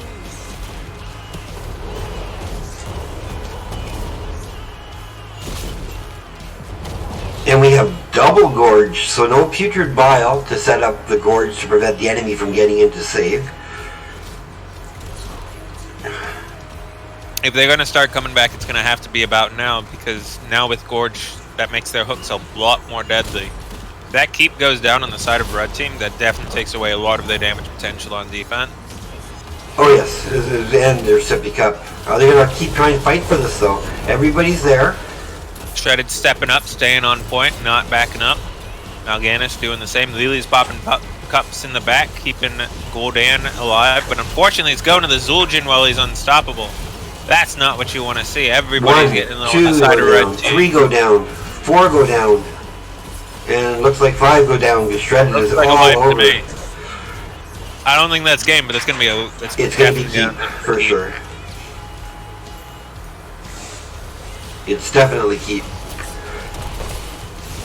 But if they keep up the pressure, I mean, they have they have a double talent tier advantage right now at 16 to 12. I mean, and look at all the minions as well as the sorry, I have to call a person use their points. I have to call them null camps now. People have the option of changing words that I have to use, and the person did it and said they have to call them all null camps. Are these ones the null camps? No, they're caster camps. Speaking of the camps, they are they're almost done with the minions, and they're about to start wailing on that core. That's a lot of deeps while everybody else is distracted on the bot side. Shredded's not going down. But Iron is. Red team is. That's game. That's game. GG over to Team Orange, I believe. Absolutely a lightning round, too. 9 minutes. Wowzers.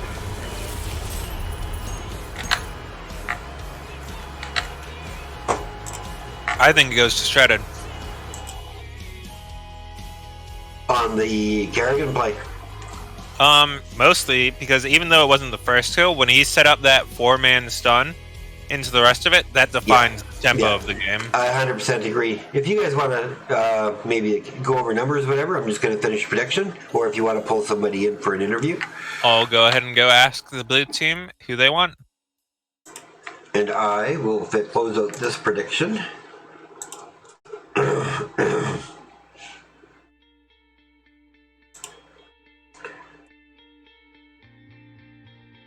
So those who bet on blue are going to win.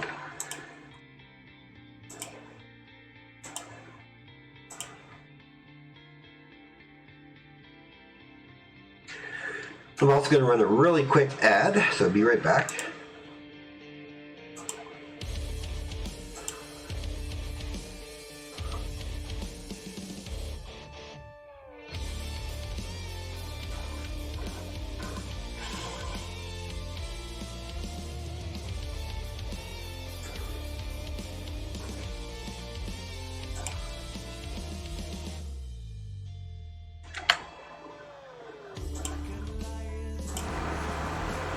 Alright, I'm just going to leave this. Look to see if I've been invited to anything yet. No, I have not. So quickly, looking at our schedule, our next one is going to be Team Red versus Team Blue. However, they are on opposite sides. So I might have to do red/blue and blue/red for the next game. We'll have to see. Otherwise, we're going to totally be having these guys in. They'll be on different sides. So for the next game that we're casting, the blue team is actually red team, and the red team is actually blue team. Now I just have to remember that during the cast. Oh.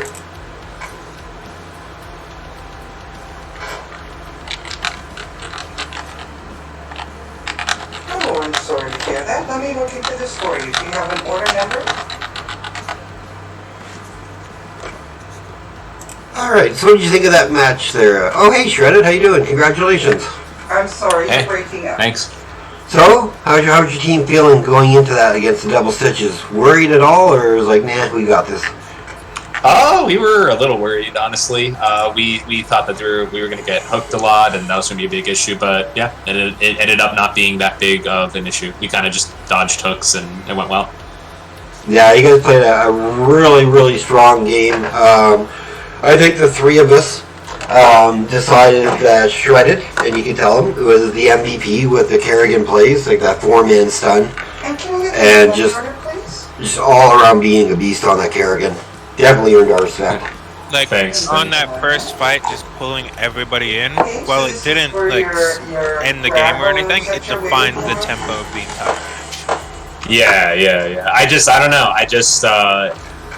It's honestly kind of weird because there were so many fat characters there. I'm pretty sure there was. I know that there's 2 stitches. I'm pretty sure there was a Gul'dan there too. I'm having a hard time remembering, but anyways, a lot of fat characters, and so it was actually hard to land combos initially because I was like constantly overshooting. But yeah, I guess I just eventually found my rhythm with that format. I don't know. Fantastic. Look forward to seeing more of you out of this tournament. Thanks. Yeah, it's really, really fun so far. I'm having a lot of fun playing. That's the goal. Yep. All right, so we're gonna get the next match underway, or? Yes, we are. Sorry. So I just wanted to bring you in, give you congratulations. Can't wait to see what you do in your next game. Looking forward to it. All right. Tell Shredded he was unanimously decided as MVP. Oh yeah. Yeah, be sure to tell Shredded that. Yeah, I know he needs that in his life. Obviously. All right. Well, I will go back to my team. Yeah. Thanks for having me on. It was going to be fun. Yeah. You guys around. It'll do. We'll tell you what. When you win everything, we will do a longer interview. All right. Sounds good. We're bouncing from match to match. Then. Take care, my friend. Good game. And for everybody, this is my cat Magoo. I don't know if you can really see him. He's like the big boy of the family, right?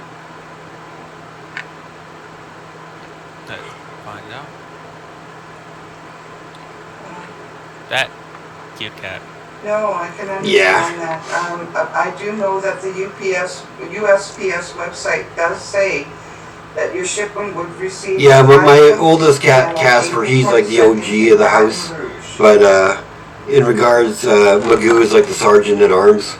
When people start playing and he's not into them playing and chasing or whatever, he either takes over the chase and chases everybody, or he just jumps in between them and is like, "That's it, fight me." Good kitty. Okay, and so Delilah, what I can do for you is I can refund these items. And we'll go try to find out how the other 2 teams are But I doing. wanted to check to see if it's available. Yeah, if we can get an update from the other games, that would be awesome. Just a second here. Because right now we're missing. Oh, it looks like Alfie set themselves up to be red, and they're bringing blue team in to be blue team. So And I'm just checking for the other. I'm okay That with makes that. it a little bit easier. I think you're right. I mean, I don't have a problem going red/blue, but it's going to confuse the heck out of everybody. As well. So I,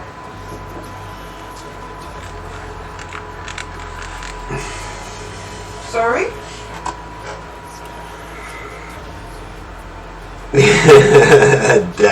No, I think I don't think I'm a warlock. I don't think so. Crossings of Hobart Shopping Center in Merrillville. Wait a second. That's We are waiting for the arrival of blue team. It's not even right in one. It's looking at the wrong store here. There, yes, the one at Baton Rouge. And the Baton Rouge store is showing... No, blue team is here. We are waiting the arrival of red team. So we're waiting on Corrosive, Vasmachad, Lagwin, Grand Paladin, and Jacarino. So I guess your option here is that I can either refund these items... For some reason I thought or I Alpha's can team was ship them out. red, but no, he is on the right side. And there, here come players starting to show up now. Okay, fully understand. And again, we'll start another prediction once the match starts.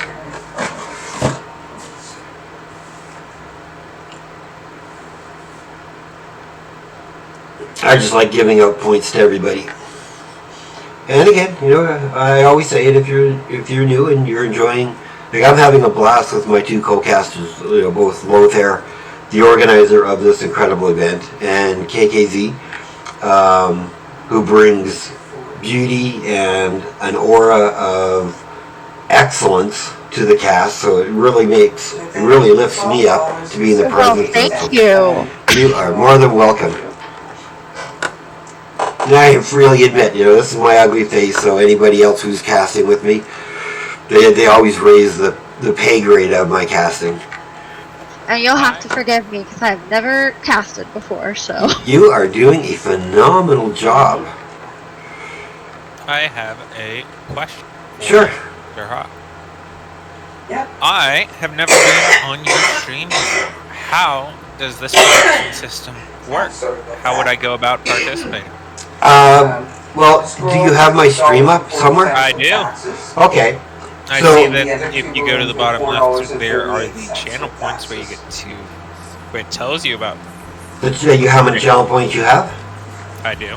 Okay, so what it does is, once the game goes in, when I ask you guys to kind of just overlay, I make a channel prediction, and then at the very top, you would click on the prediction, and then you would pick who you would feel would be the winning team, and you can bet as much points as you want, and the more that you bid, if you are correct, the more you win back, right? And by people placing bets on both teams, or whoever they feel are going to win, depending on the split average, is how much you're going to get back, right? Gotcha. Like if it's, say, a 50-50, and you're on the winning side, you're going to get a lot of points, whereas if everybody votes for one team, you're not going to get as many points back. Unless you vote against them, right? Unless, yes. Then you're in the money. And if that team wins, correct. Yeah.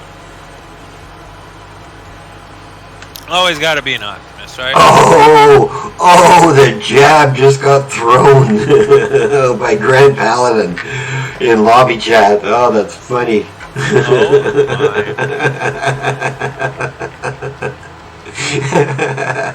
That is so funny. I'm not going to share with it. Sorry, guys, I can't. That is brutal. All right. So I think we are ready. The Liminal casters are ready. We can get this baby underway. I shall. You're going to do it? Okay, that's perfect. Oh, sorry. Were you saying you would? My apologies. No. That's why I have you guys to do all the menial tasks that I usually do on my own. Alright, everyone is ready. Game will be starting soon. Alright, and again, we'll get right into the game. After, like I said, I'm not going to share what one team gets to pick and the other team doesn't. That, to me, it doesn't seem fair, and it's kind of pre-scouting. So even with a 30-second delay, and there is a 30-second delay on my stream, I know I run it for NGS. However, I just run it for everything. I think it's absolutely perfect. And I think any caster, when casting any type of game, if you run a delay, it only helps you out. It buys you time. So where are we at? Looks like we're loading in now.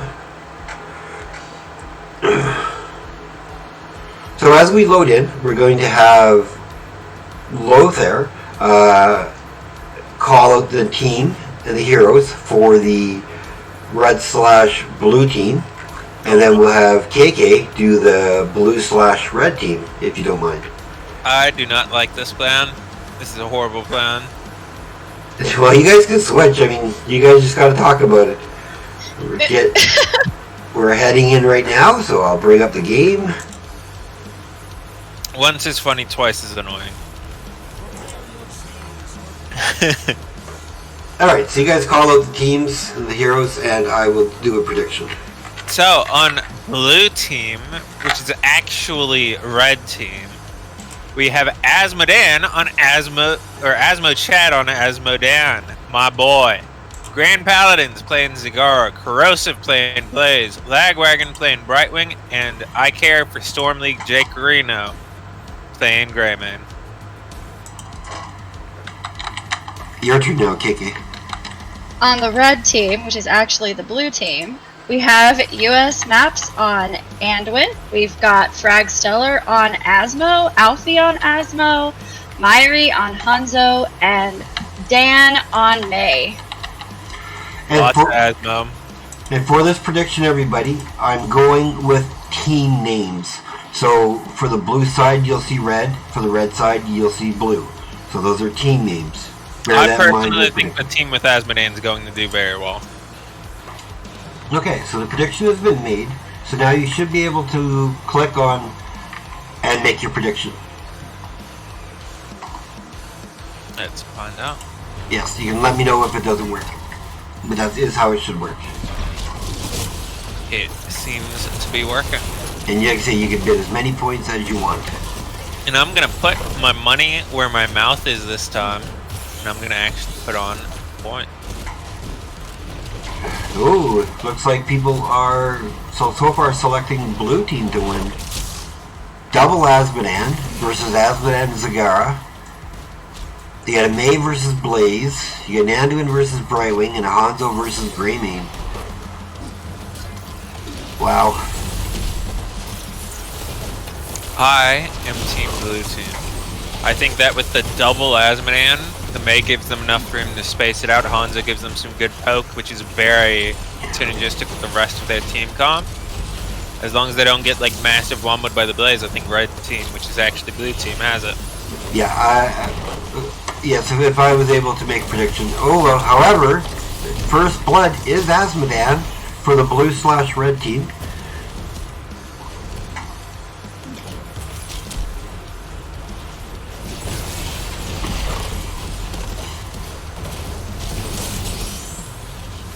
Stackings are coming along nicely. Lots of skirmishes going on. Asmo Chad stacking basically as many minions on Asmodan as the other two combined. Yes. And Asmo Chad went for Gluttony, which means he's able to cast slightly quicker. And it looks like the other two Asmodans are going for Greed, which will give them the All Shall Burn laser. Oh no, he's going for the Demon Warriors. Yeah. It also gives them just generally better pressure to the wave, as well as to the structures, which, given that they are facing a Zagara, as well as another Asmodan, I think that's an excellent choice going for PvE damage. I 100% agree. So now my question goes to KK. What do you think we're going to see out of Hanzo? You think we're going to see the Dragon Arrow, which is the stun, or the Dragon Strike, which is the AoE attack? I think we are probably going to see the arrow. I think that extra added CC is going to help them out a lot with the Asmos. Ooh, Grand Paladin. Absolutely stepping forward, keeping up that damage, putting themselves in harm's way, almost going down. Oh, the woo! Minions. But Maps was there for the heal. Asmodan burning Asmodan. He wasn't kidding when he said everything would burn. And by the looks of it, we have a lot of people putting some points onto the red/blue team, no, blue/red team. The blue team that is actually red team? Yes.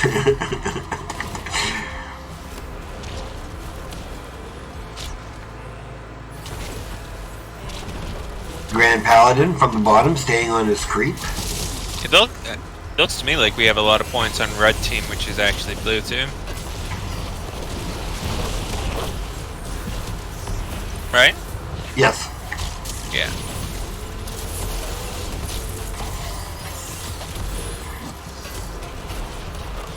And don't forget, people, the more you bet, the more you win, actually, if you are correct in your prediction. Oh, big stun. Oh, nice yeet of faith. However, May is in a world of trouble. Corrosive absolutely able to survive all of that burst thanks to his passive activating that activating his pyro.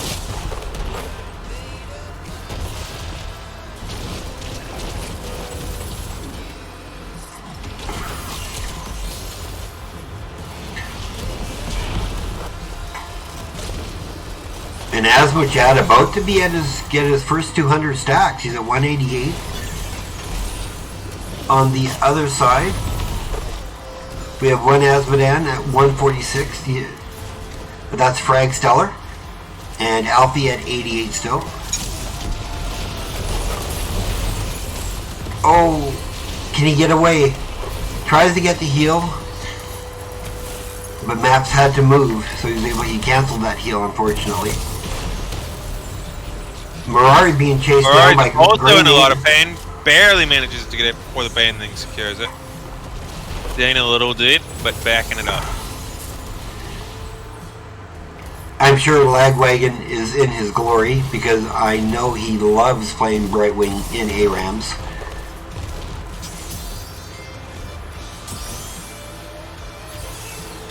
Now when I picked, did I say blue team or did I say red team? Meaning? Oh, sorry. Did I mean? I really think like the Asmochad team is going and actually going to have a really good chance here. I just realized that Lagwagon is on Brightwing. And he loves Brightwing in the ARAMs. He's so comfortable on that hero.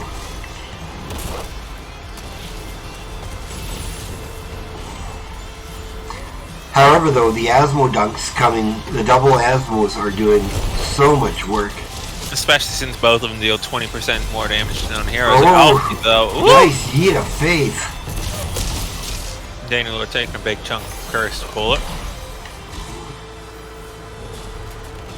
And yes, Paco's Nova. That was a great trade between the Hanzo and the Zag. The Scatter Arrow Quest for Hanzo is now done, so he's going to be able to start doing a bit more damage. Oh, big Ice Wall goes out. Are we getting a double dunk? Light Bomb? Tommy is right, Light Bomb. That was an amazing Light Bomb. Whoa. That was a really good Ice Wall to set it up. Indeed.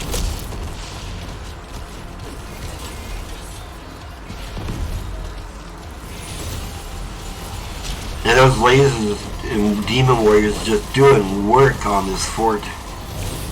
I wonder if we're actually going to be able to see the Asmodans grab the... Oh, they are fantastic. Big combustion going out. That's going to be one death. That's guaranteed. It looks like we might have a second one unless we have a yeet. No yeet. Both of them went Demonic Invasion, and both of them still have it up for the next push when they revive. Hopefully they get the chance to push forward. Right now, Maps better be backing up because he's all on his own and they can dive him easy. Yes, for sure. Thank you for calling Party City. This is How can I help you? And the Zag is just so good at destroying things. The Grand Paladin's playing it really well.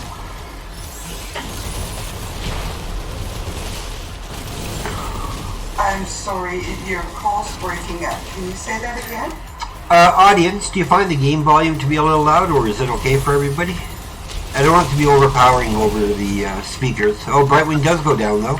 Another fantastic Ice Wall into Blizzard combo from Danglor. Taking out the healer, giving them the free reign for about 25 seconds. Still focusing down Asmodan. The Light Bomb going out. They get the Asmochad. Now with double invasion, they just get to drop some fat damage on this kid. Oh, luckily Greymane can clean it up pretty quick, but I mean, that was a good quarter health taken already.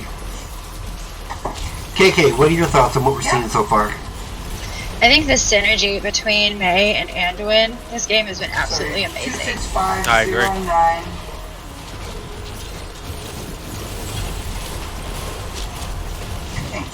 Ice Wall is up, as is Dragon's Arrow.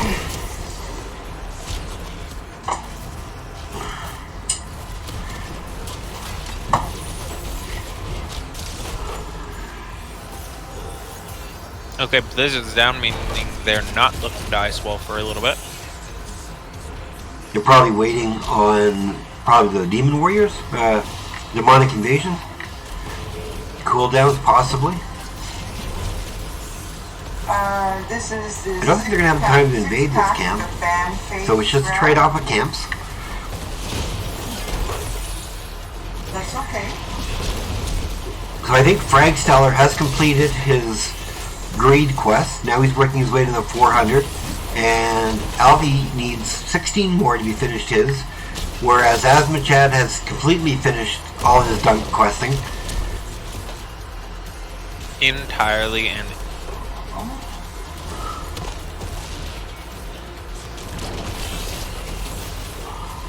he also opted into Trample instead of Hellrift, which for him definitely makes sense. Yeah, actually makes sense for both of them because red team, which is actually blue team, Amazing. that's a bunch of damage. Leap of Faith saving them.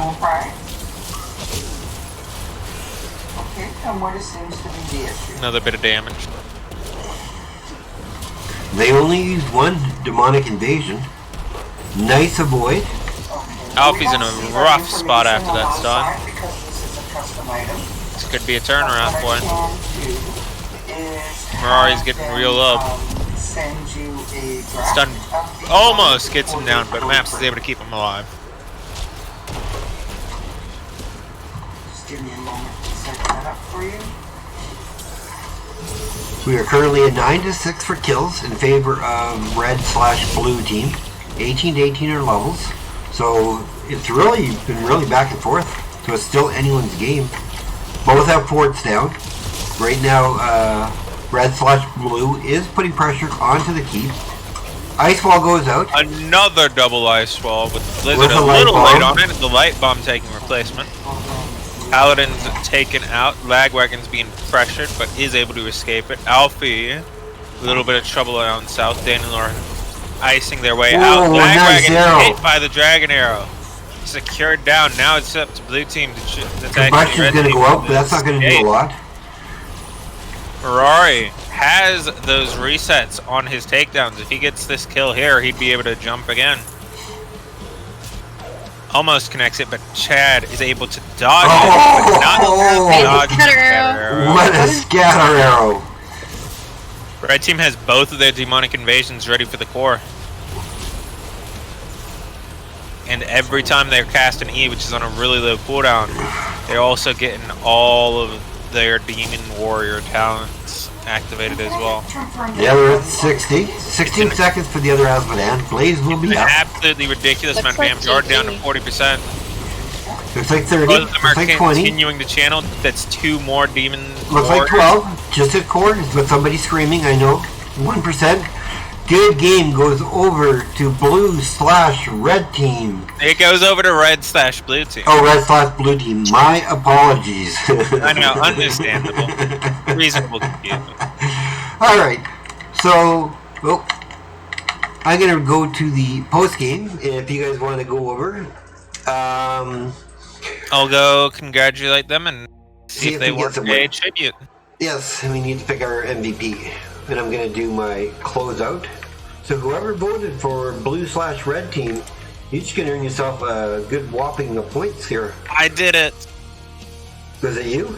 Yes, it was. Oh. Oh, it looked like 70%, 71% voted for the blue/red team. Let's see what you guys get. Okay, so this is the text that you're inquiring about, correct?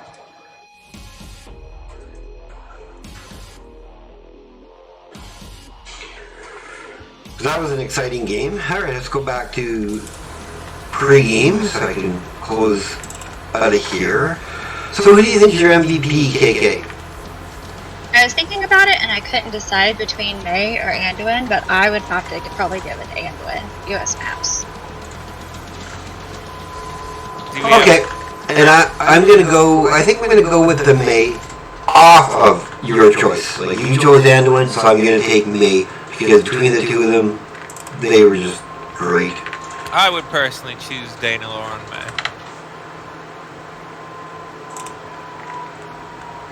And with us, we have the Dan Laura who played the May.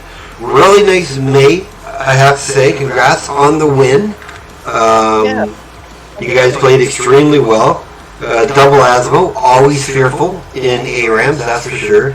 But how were you, like, what was the synergy with you and the Anduin? Have you guys played before? Because between the two of you, your ice wall, his friggin' stun, right? You guys were on point with that, securing kills time after time. That's the damage and siege that we need. So my job is to just stun them and displace them as much as we could. And honestly, I don't play Mei. I'm not a tank. Well, you play her extremely well. I made that able to work out just by following what other people do. But yeah, no, that was awesome. I got the Anduin play was just get the combos like I need light bomb now. All right, put it on you, and then trust that I'll be there. And it was great. That was good coordination and communication within our team. That was really good. Like, you guys played extremely well.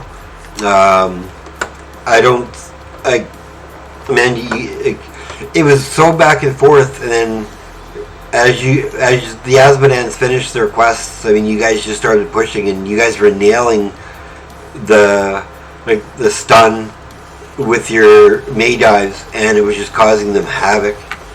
So really good job for you guys.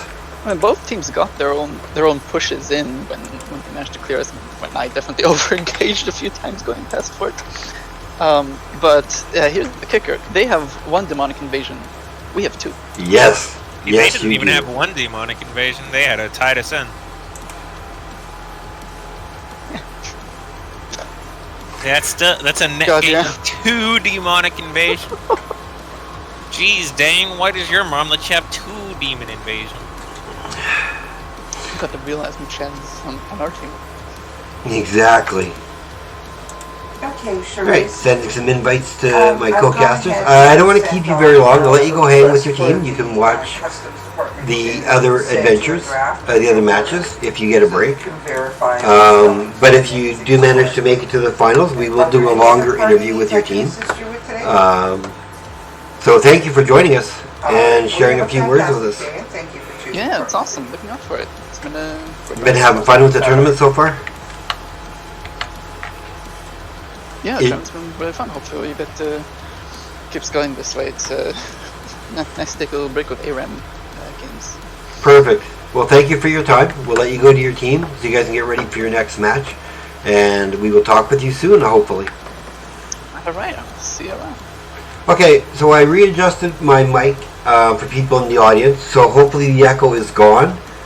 If there's still an echo, let me know, and then I'll just add like a noise suppression or something. But I think I fixed it. I hope I fixed it. Alright, while we are waiting to get the other team in, Lothar, do you feel like giving us an update on how teams are standing so far? Oh, are we in the wrong map? We are not. We are still on Silver City, as it should be. However... Yeah, but Paco's talk was we should not be in this group, because Dana Lord just went. Right. Yep, so we should leave. And then if you guys want to join off me. Yeah, red team is on their bye round. Alright, I'll invite you guys. We need to be on green versus orange. Go green versus orange? Yes.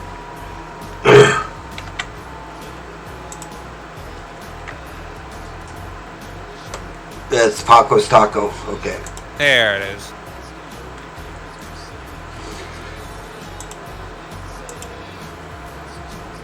I have invited you. And people are having fun by teasing me and sending me invites to everybody's game. Alright, let me get KK in here.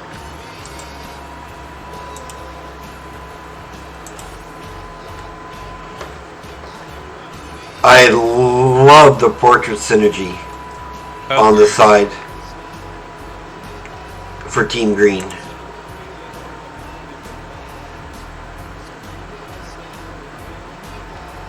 Alright, so we have green, orange versus green. You can let them know that we are ready. Would you like to do it?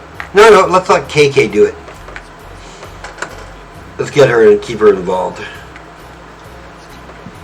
Sorry, I wasn't paying attention. What am I doing? Just type in chat, caster's ready. Or caster's ready, or C ready, or... Gotcha. I'm on board now. Perfect.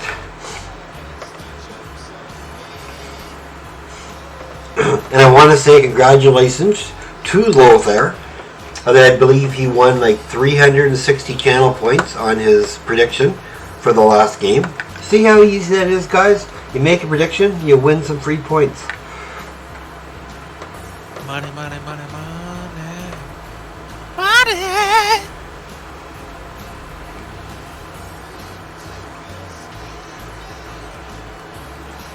Alright, so they are getting into their respective phase for hero selection. But again, I'm not going to show that. Just in case somebody's snooping. And I have no problem people being in here from every team. In fact, I really appreciate it. I know Lothar does. And KKZ appreciates it. But I just can't show you what the other teams, what a team is picking. That would be unfair. If I had both, then that would be great. And I'll look into seeing if I can set that up somehow. I just don't think I can. Oh my. Well, that makes me happy.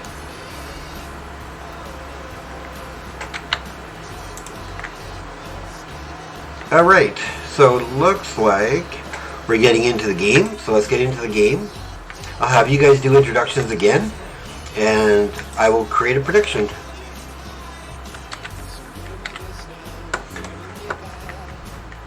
Anytime you guys want to just jump right in. We'll start with KK. You introduce the blue side. Okay, so on Kel'Thuzad, we have Iron and League.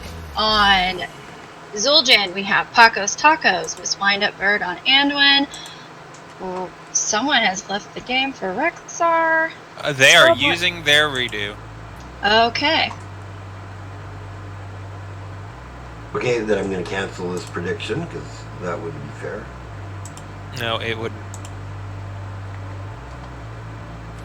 I'll go back to the game. Yo, blue team won! Wow! 9 seconds in. That was the fastest game I've ever That was the seen.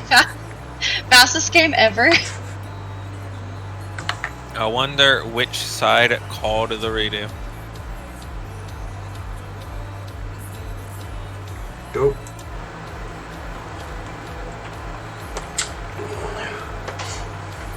You know what?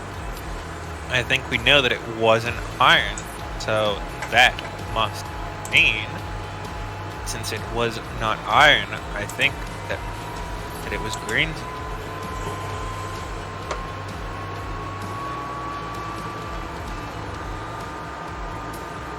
No, Caruso, thank you for the subscription for 2 months. I really appreciate it. Oh, let me bring KK into here.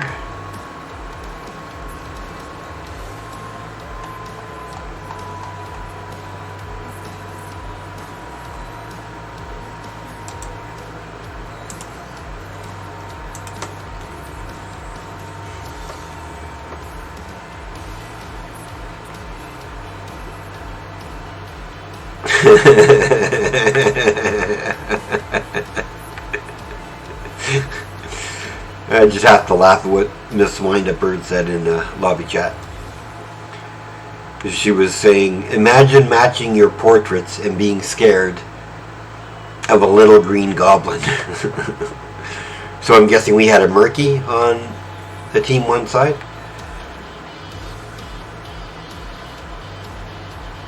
Or was it, oh, Gazlo, Gazlo, right, that'd be it.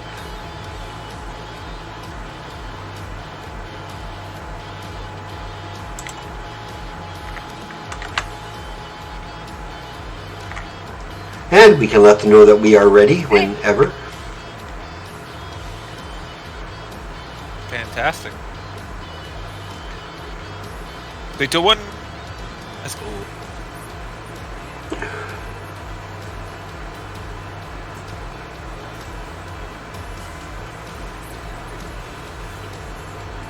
So do we have any dominant teams yet, Lothar? Who are Blue has won all of the games that they have been in. right? They had their bye on round 2, and they have won their round 1 and 3. Team Orange, which is participating here, has also been dominant, as they have won their first round and second round and bye on their third. So if Orange wins here and Blue wins on round 4, that means round 5, both of them get to play spoiler to see who's first going into it. Awesome.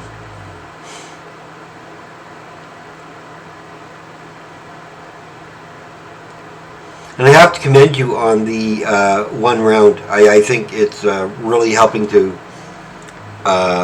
move the game along really quickly. I'm glad to hear it. All right. So let me get us into the game. I'll let you guys do introductions, and I will do my predictions. This is Tammy speaking. How can I help you to party today? KK, you want to start us off? Yeah, I'll go with blue team. Let's see. We've got Squall Black on Phoenix. We have Paco's Tacos on Zool. We have Miss Wynette Bird on Deckard, Shredded Wind on Mephisto, and Iron League on Alarak. For red team, which is actually green team, we have Seth on Malfurion, Golden on Jaina, Loot Panda on Gazlo, Idioms on Thal, and Jazzy on Diablo. Idiom's opting into Crash Lightning, Trash Lightning. Lots of stacking quests this game. What I'm doing this time, guys, is I'm just going blue versus red. Not using team names, just blue versus red. Make it simple. And Justillo already down 23 seconds into the game. That seems to be an average time for stats we've seen today.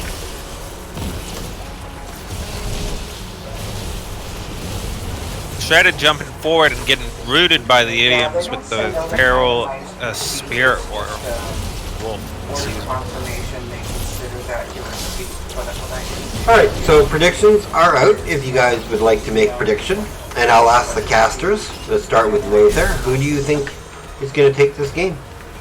Honestly, I'm torn. Both of them have such intense kill pressure and good utility, as well as moderate siege with good wake there. They're both very similar kinds of teams. The only difference is how they want to start the fights. Come back to me. Okay. Something. What about you, KKZ? I am probably going to lean towards the red team this time. Just because of their balanced comp. That's what I'm basing it off of. I mean, I also like the wombo combo potential that is the red team has. I mean, you're looking like an APOC or even a grab bomb into a Ring of Frost into an APOC. I mean, and did Malfurion go? He did go with the sleep. So, wow. Yeah, the amount of CC on the red team. There's a lot of CC on the red team.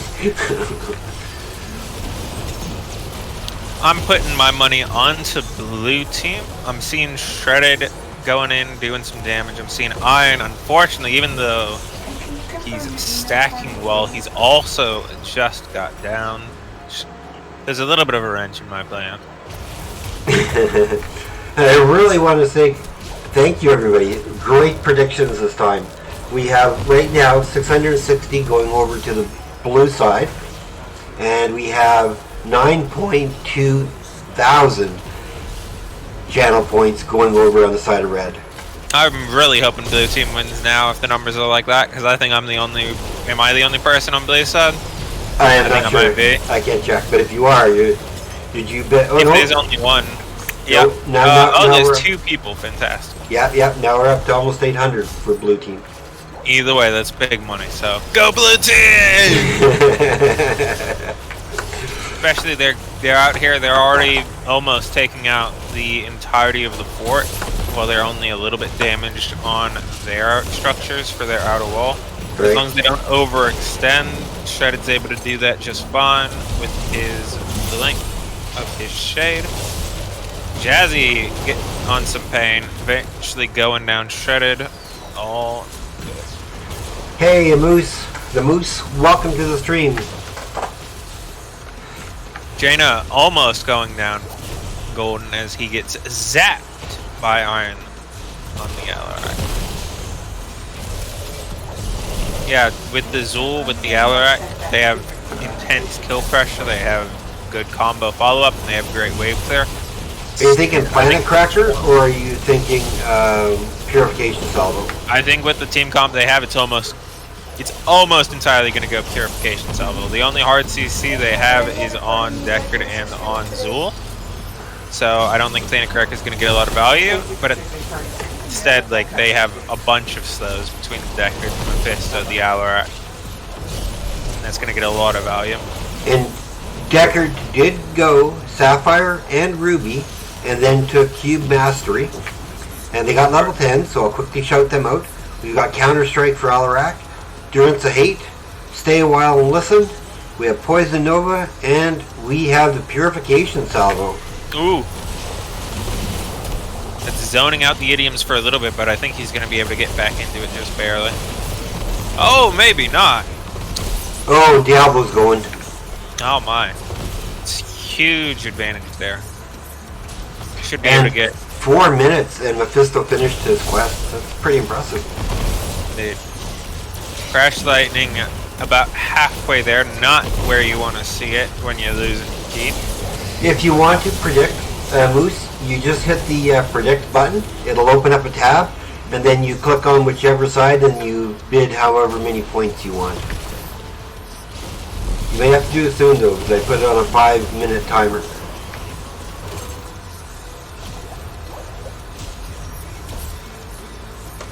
Jazzy's looking for the flip. He gets it on the Phoenix. Phoenix is stunned. He's able to walk out just in time. Grav-a-Bomb comes out, stunning both Mephisto and Alarak, but they're barely able to walk away. Golden's trying to get him with the Water Ellie, but it's not gonna be enough. Alright, I'm going to quickly go over the level 10s for the side of red. I'll wait till this fight happens. Alarak going down is huge. That's all his sadism gone. Okay, so we have Twilight Dream from Malfurion, Water Ellie, as we saw for Jaina, Grav Bomb, Earthquake, and APOC. For blue team, we have Poison Nova, already called Purification Salvo. Huh? I already called him out. Oh, you did call out that one? Yeah. I only heard the red team. My bad. No, I called blue team when they hit their 10s. Ah, I see. My apologies. No need to apologize. It's all for fun, man.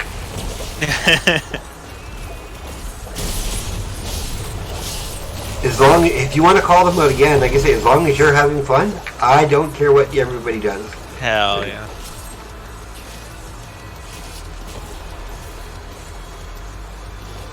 Blue team finally pushing back on. They feel confident enough to start putting damage out on Diablo. Looks like it's going to be enough to get the kill. Ooh. The big Grav-a-Bomb goes out. Stepping forward, getting the Grav-a-Bomb and tanking the hit, so Jazlo does not die.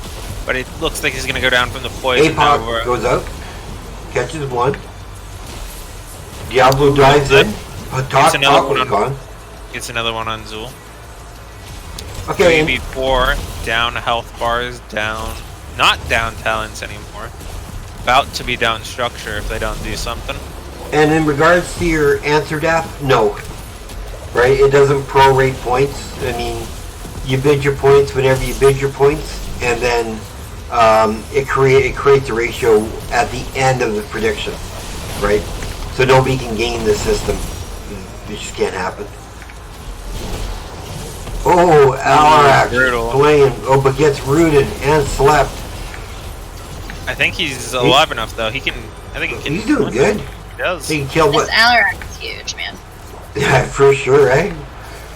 And with the keep down, level 16s, I think they can get another stagger. If they get like 2, they probably end. They might even be able to end just based on how slow they play this.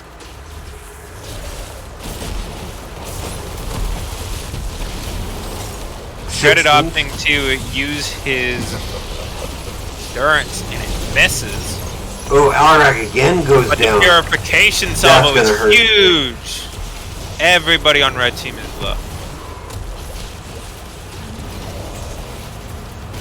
Idiom's completely zoned out, not able to heal. That's game. Very fast. That is game. Wow, you guys are gonna whoever voted on blue team, you guys are gonna get massive payout with Big 9.2k for the red team.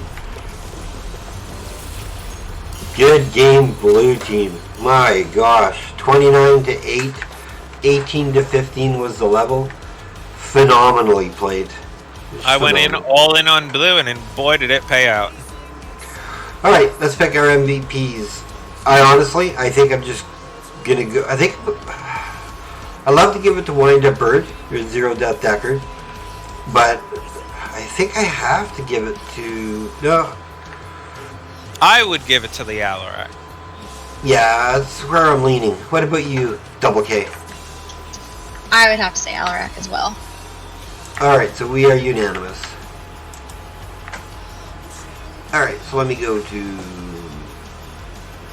back to here. Let me close up my screen here, and I will end my predictions because I really want to see how much you guys won. 760 for blue to 9.2k for red. Somebody's about to have a lot of channel points. Go, Alright, Mickey. I have 20. Let's see how many I'm about to have.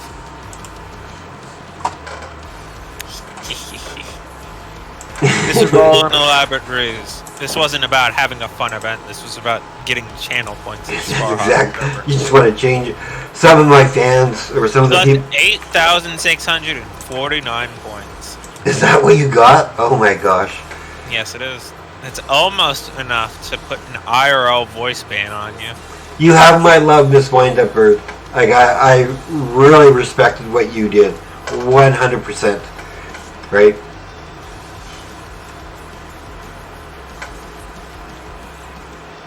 Looks like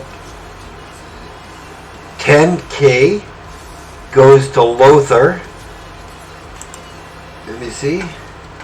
And LDAP.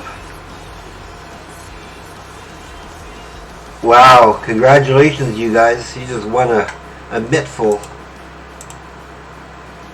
Stretch. Alright. So now, let me go back to our casting board.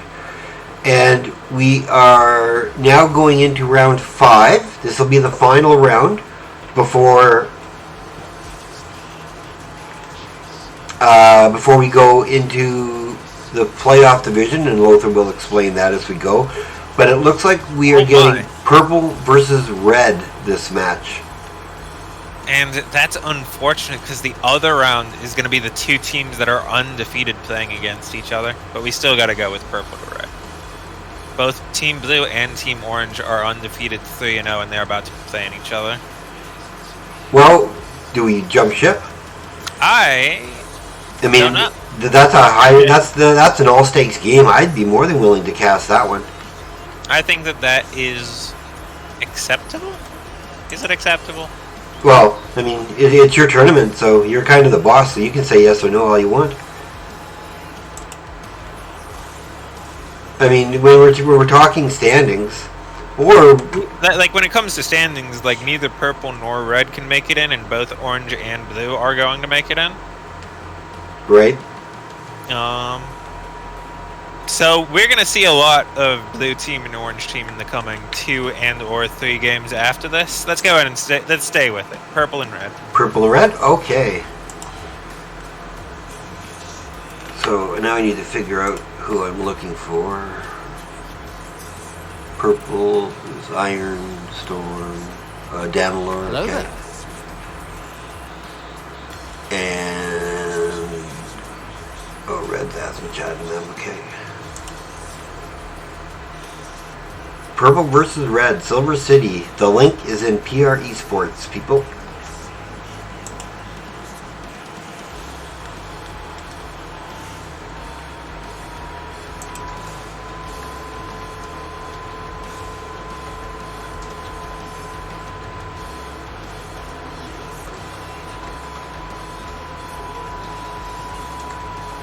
Ah, thanks, Asmus. That's awesome.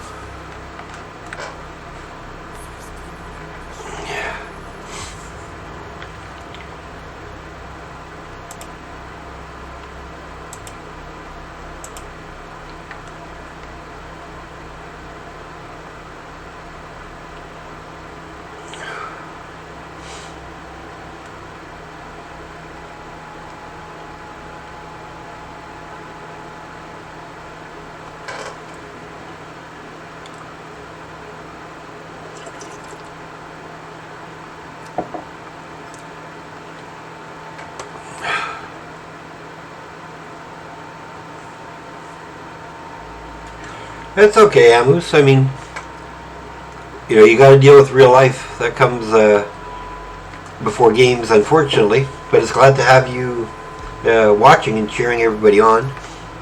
And again, for anybody who is new, my name is Sparhawk, as you can tell.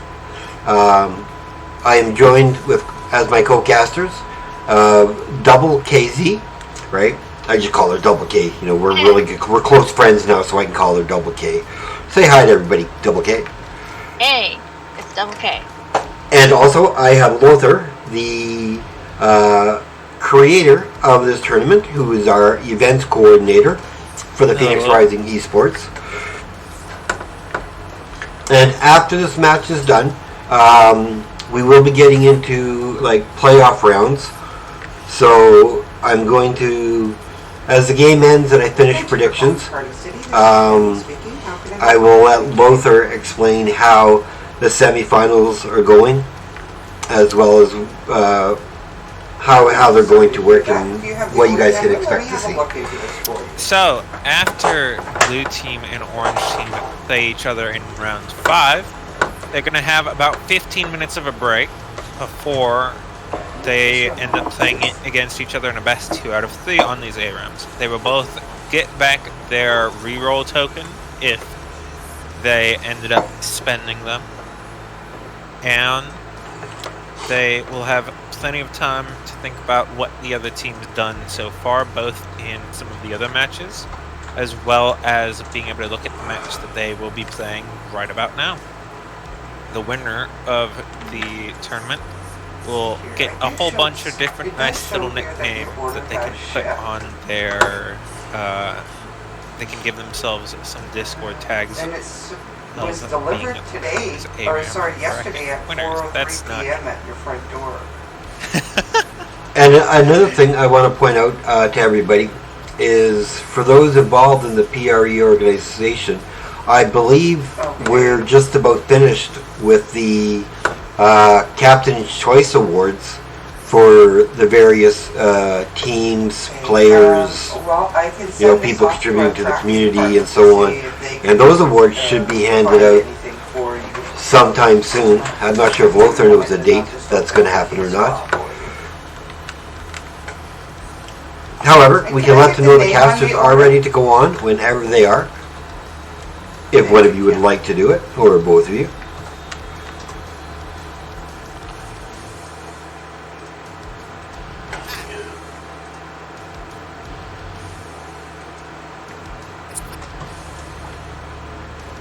And you're saying you still want the items? Well, Lothar, if they need a sub for blue, KK did sign up as a sub player. We will find out. And as much as I hate to lose Double K to a team, you know, I respect and cherish her valued input as a co-caster who's never done it before. So a big shout out for her for stepping in and saying, yeah, I'll hang out until I'm needed. And she played her cards right, because it looks like she may be needed. Well, thank you for having me. It has been my pleasure.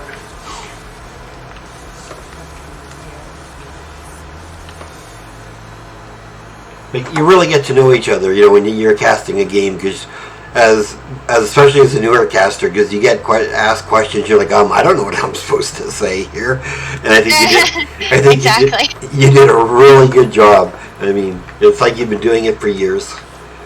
I watch a lot of Twitch. Okay. Hopefully you're not hanging out in the just chatting rooms.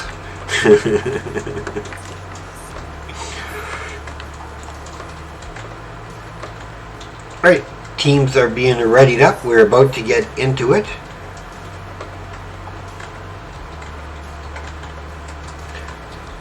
Are they doing the draft differently? No. Okay, I see what's happening.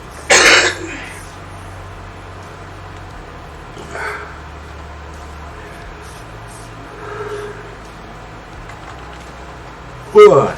Sorry, everybody.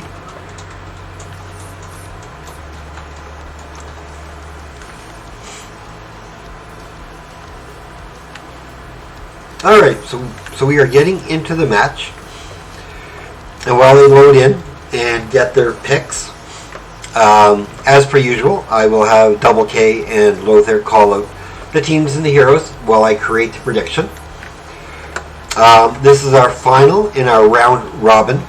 After this is, I believe, semifinals to playoffs, so that'll be exciting.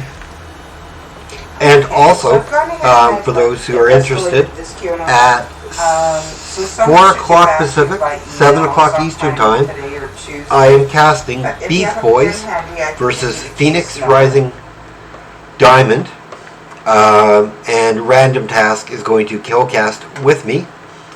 He has to co-cast multiples, but I take co-casters like one per my games.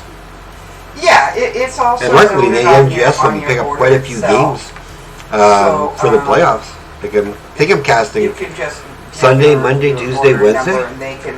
We got lots of games to bring to everybody. Wow, this red team. That is something. Alright, so I'll let you guys call the teams out while I set up the predictions. Go ahead, KK. Okay, I'll do the red team. On Alex Straza, we have Asmo Chad. On Lily, we have iCarry for SR. On Anna, we have Grand Paladin. Lagwagon on Lily. And Corrosive on me. Finally, we have Iron playing Maev, Genji Boy playing Artanis, Storm playing Malfurion, H2O playing Falstad, and Ogle the Great playing Malfurion. Lots of healing, gonna be spooky, especially since Malfurion no longer has his anti-healing talent. Well, you think we're gonna see double Lily Dragon? I think we very well might. I also think that because they're gonna group up a lot, that's gonna hurt. Iron's gonna hurt.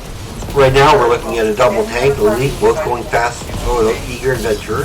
Fast feet as far as I'm concerned. Alex goes down. Displacement pulling them out makes it rough. This is, well, red team is definitely a team that is going to come online a little bit later. If they're able to get a, depending on how fast the blue team's able to make this over. Predictions have started, so please go ahead and make your prediction for who you think. Again, I just went with blue versus red. Let's see if you guys can earn some more channel points.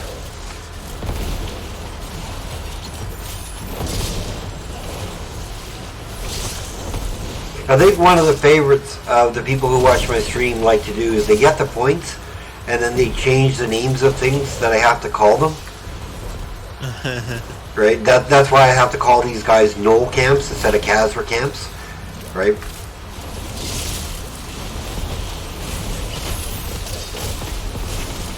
And as well as why the Witch Doctor camp in Battlefield of Eternity I have to call Shaman camp.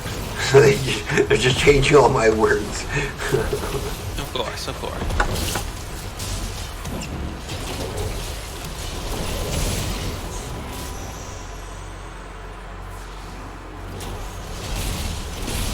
and as a person, as a caster who likes to, stick to his word. Somebody. Basically, the rule is I have to call it until somebody changes it for me. I just feel that's fair to the fans.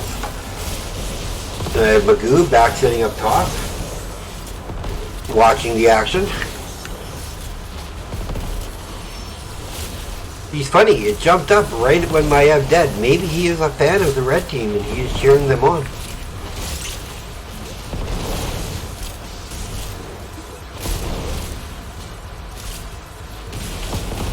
Oh, they spotted. Artanis trying to take this. Artanis could be in a world of trouble. He's fighting his butt off though.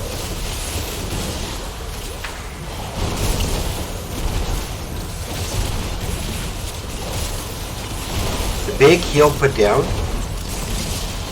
Blue team takes the camp though. I think we got a root. Anna goes down. Falstead follows up. 1 for 1.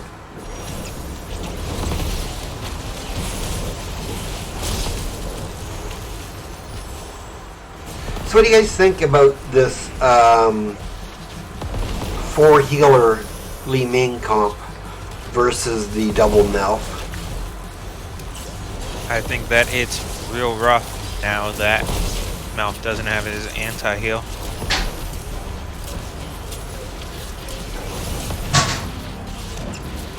And both took the sleep, so that's like a 4-second sleep on top of a root now.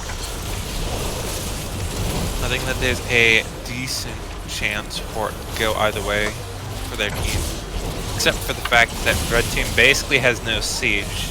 So, while they can't quite ignore Red Team, the team's certainly going to be able to try to keep the lanes pushed out and use that part of it. I like that Li Ming is going so far orb build. I mean, that's gonna give her a bit of like Artanis is dead. That's a given. And Corrosive is just trying to beam people from a far distance. Anna goes down again.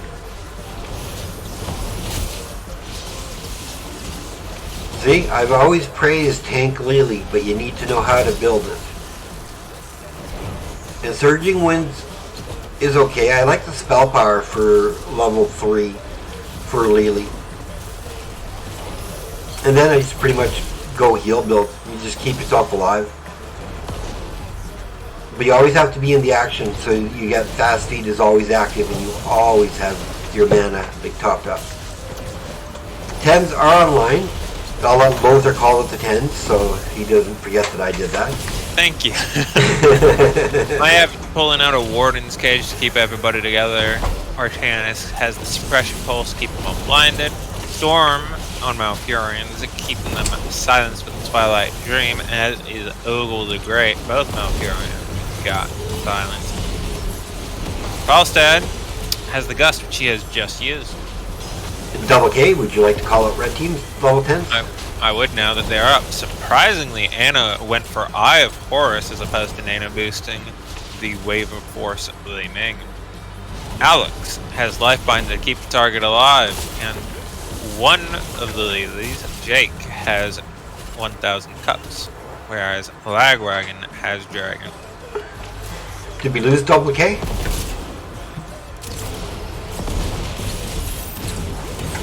AFK. Oh, sorry, what? Nothing. I was going to ask you to read off the Red Team's heroic talents, but Lothar did a phenomenal impression of you. You have to watch the replay and see it, which is so good. Superb. Sounded just like me.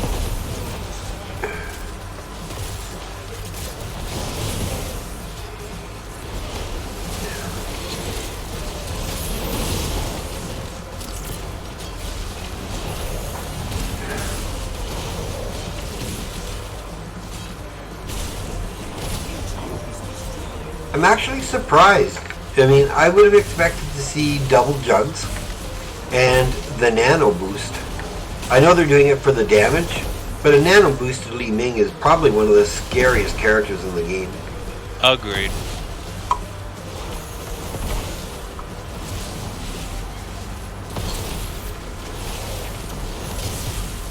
However, looking at predictions, we have right now at the moment 737 points bid on the blue team and no one supporting the red team.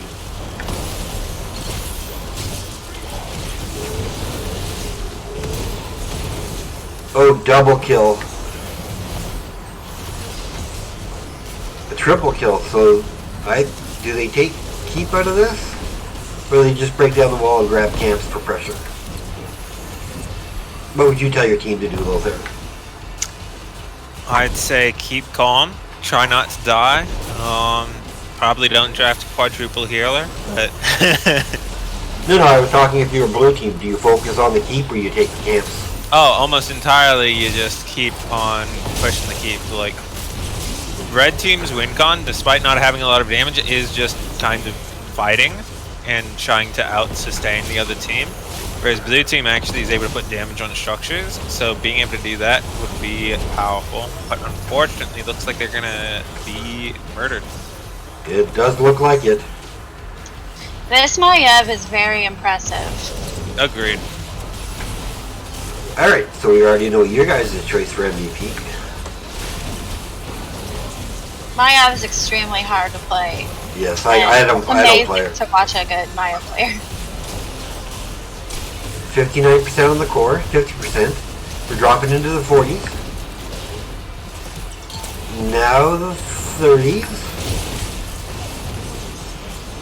They do get Arcanus, 30-odd%. I think everybody's screaming, just hit the core, just hit the core.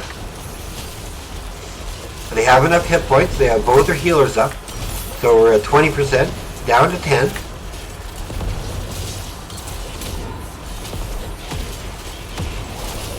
Down to 6, down to 5, down to 3. Good game. Goes over the... It's over. GG. Alright, that was really impressive. That was just a slobber knocker. I mean, I think the quadruple healer didn't really pay off as much as they were hoping. Let you guys look at the numbers for a bit, but yeah, I'm just going my MVP. I think that's an excellent choice. Alright, so after that, so now you're saying there is a 15-minute break before our next competition? Yep, we just have to talk to each of the teams, make sure that they understand, and give them a little bit of time to prepare given how they're playing against each other right now. Okay. If they're done with their games right now. Might be a little bit longer for us based on how two of them play. Yeah, no, that's totally fine. I'll just go to our Be Right Back screen while I finish off the predictions, everybody. So we will be with you shortly. We're just taking a little bit of a break, play some music, and when you hear us talking, you know we're back. Farewell. Be back soon.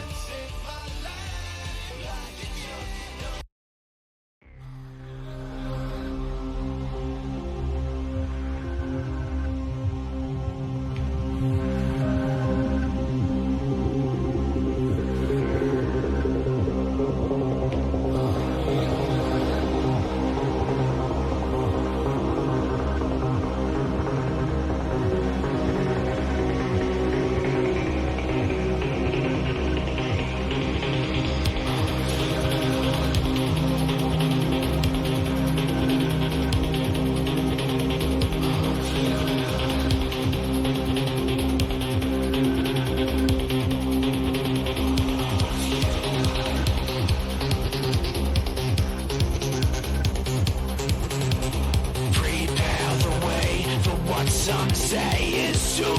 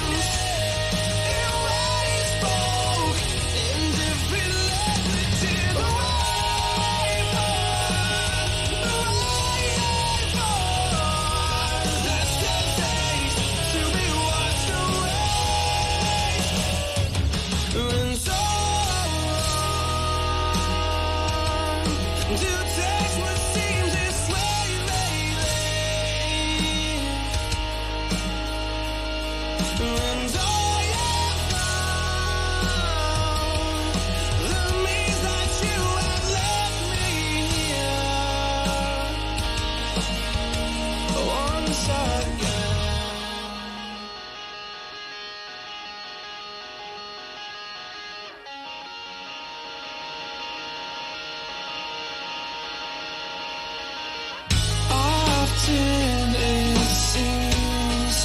We wade in waters far too deep. We're sinking into places where most light can't reach.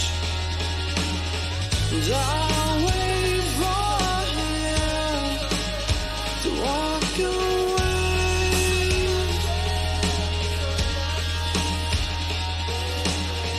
I'll search and see my reflection once again. So yes, in about 14 minutes, the final match will begin. When we awoke, we were without names. We spoke in different languages.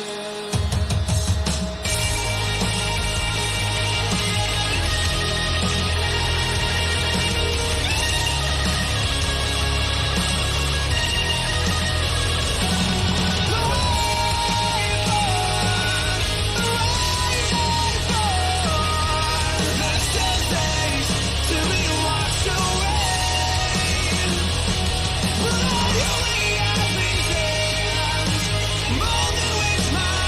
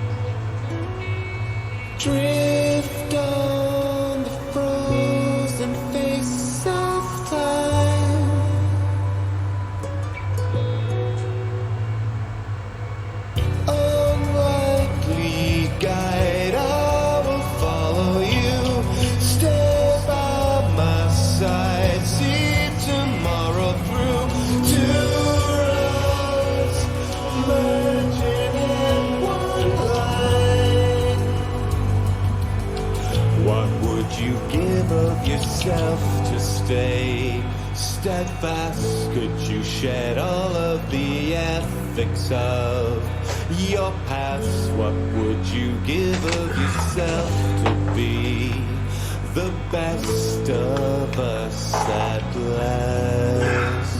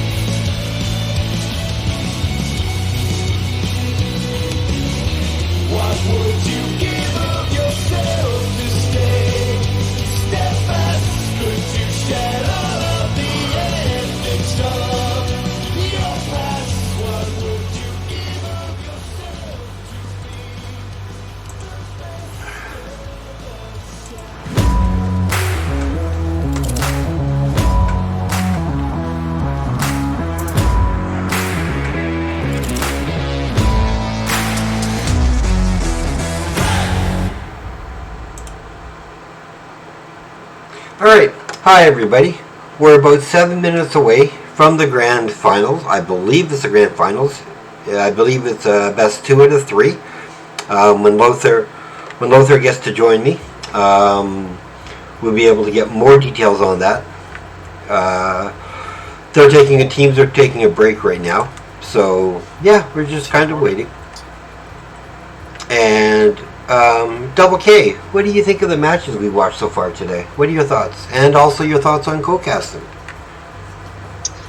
Well, co-casting is pretty fun. I was excited to sub. However, it doesn't seem like that's working out. But I have really enjoyed casting with you. It's been a good time.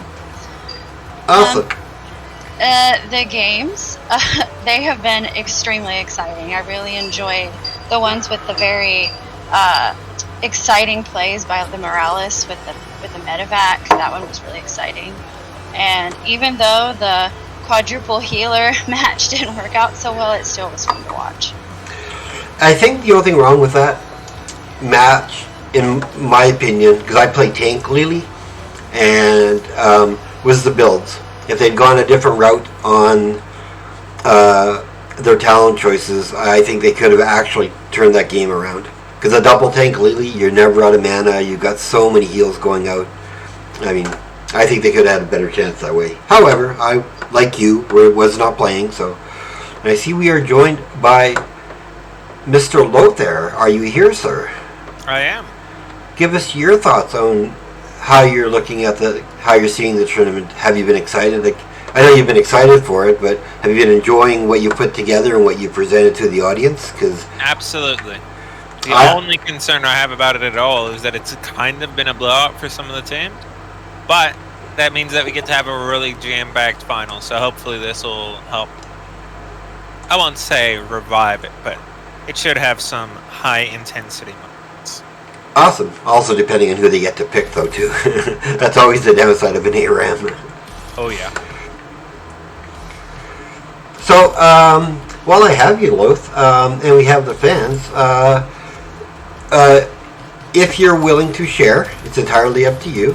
Would you like to talk about maybe something that you're looking forward to doing down, like, in the near future? Like, we know Nexomania is going to be starting soon. Right. So as the events coordinator, like, you can or you don't have to share. It's entirely up to you. But would you like to share anything about upcoming events for the Phoenix Rising organization, or if we're opening it up to an invitational, or whatever you'd like to share with us. At the moment, we have two things that we're going to be pushing through. One of them is another instructional bit. We're in the works of trying to assemble another workshop. And then we're also probably going to be continuing the development of captains versus peasants as a archetype that we might be playing, which is where a bunch of people on board or cap get to go and play against anybody who wants to play against them. Sounds really good. And from my point as a streamer, I still have to take it to the board, but I've talked to them and the idea seems positive. So currently at the moment, what I'm thinking of doing for the Phoenix Rising organization is I'm going to start a program that will happen, I'm not sure if it's once a week or once every 2 weeks, but I'm basically, the name will probably be changed, but it'll sound something like Playing with the Pros. And what we're going to do there is, we are getting invites. If you guys want to join off of me, and I'll invite Double K. What I'm hoping to do is I'm going to go alphabetically, starting with Avather, ending with Zul'jin. And that's the lobby. 1 second, sorry. And what I'm hoping to do is to have pro players who are really good at certain heroes kind of give a tutorial on how they like to play it, what builds work where, and I'm going to work my way through each one, and I'm going to reach out to a variety of different players, right? So it'll be an ongoing. It'll also get posted to my YouTube so that we can also have it out for other HOTS players. This is something I'm just in my brain right now. I still have to take it to the board and see how they want to go about it. However, I think it could be an exciting series. You know, it will help up-and-coming players maybe find the hero they want, and you know, maybe get a tip from pro players. Like I already have Seth, or Dropping BB, already volunteering to do some healers, right? And I have some other players wanting to do other healers or other heroes. So I'm really looking forward to starting that series once the board gives me permission. However, more details on that will be up and coming. Alright. So we got 2 minutes before we're going to start. Oh, it looks like they are ready. So if they are ready, we can let them know that casters are ready. Now, is this the final best 2 out of 3? Is this the championship game? It is. This is the only 2 out of 3 there is. Awesome. Well, let's let them know that we are ready and we can get this going.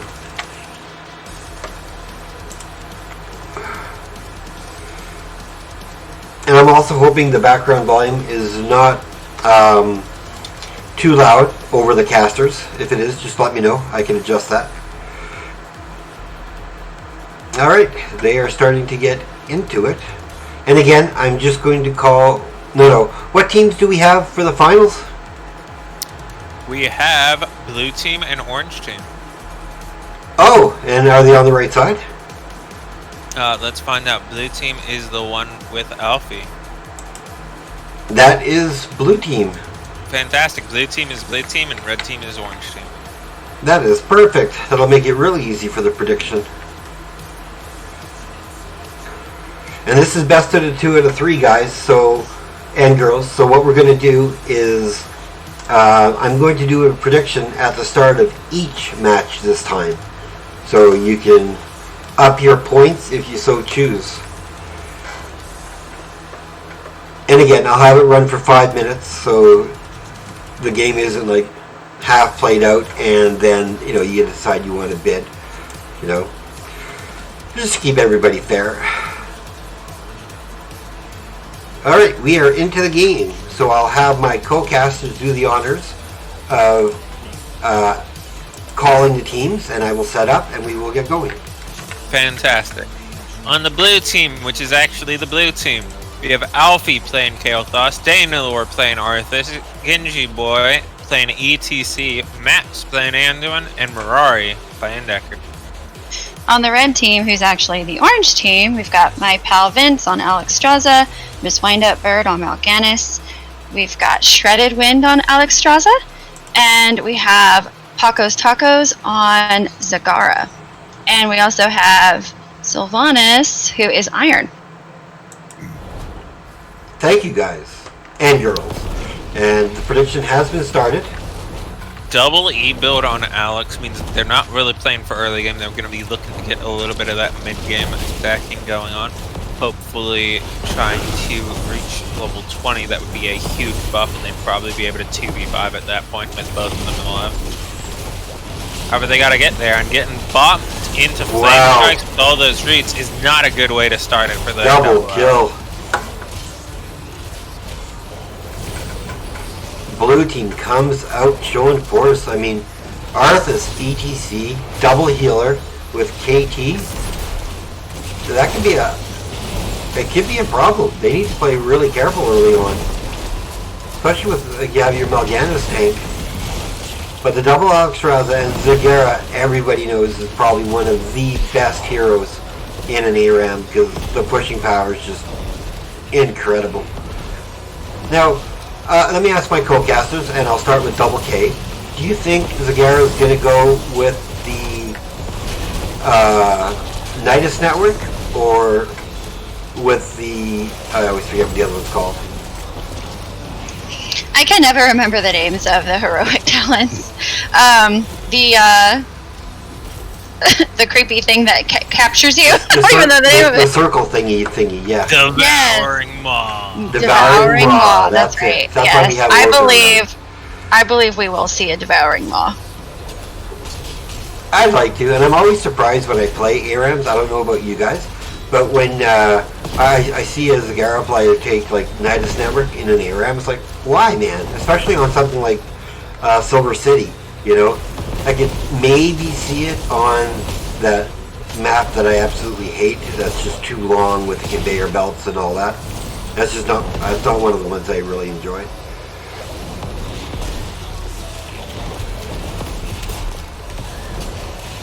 I should approach it to you at the end, sooner, Lothar. I was thinking we should have had the third game. If it goes to the 3, they should have played it on Haunted Mines. Ha! Danelor goes down, little D. 2 for kills. And right now I'm seeing a lot of predictions in regards to the red team. So a lot of people feeling the red team has the stronger comp here. Maybe based off of what Lothar has shared. And both have already completed their quests. Kel'Thas is at 10 stacks on Convection.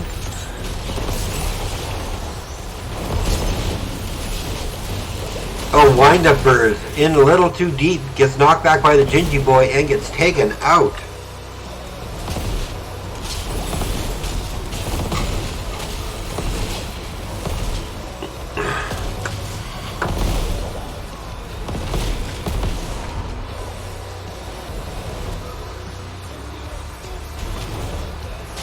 And Corrosive says, don't know if they have much follow-up to get value out of Devouring Maw.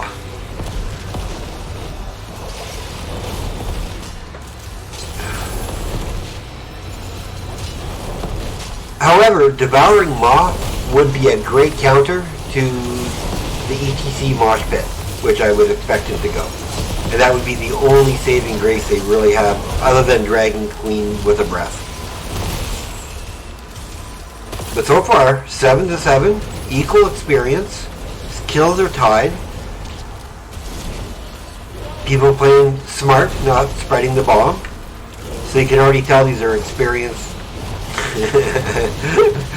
Map says out, enter the dragon.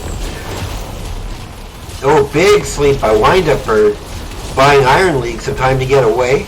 Gets the heals out. Danelor gets taken down as a thank you notice. Really nice team effort to keep, I forget who was dying, but with like Wind-Up Bird in them in order to actually secure a kill as opposed to losing a person, I thought.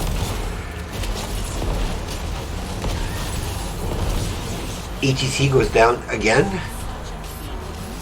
And ETC is going prog rock. He went for loudspeakers. And Pinball Wizard.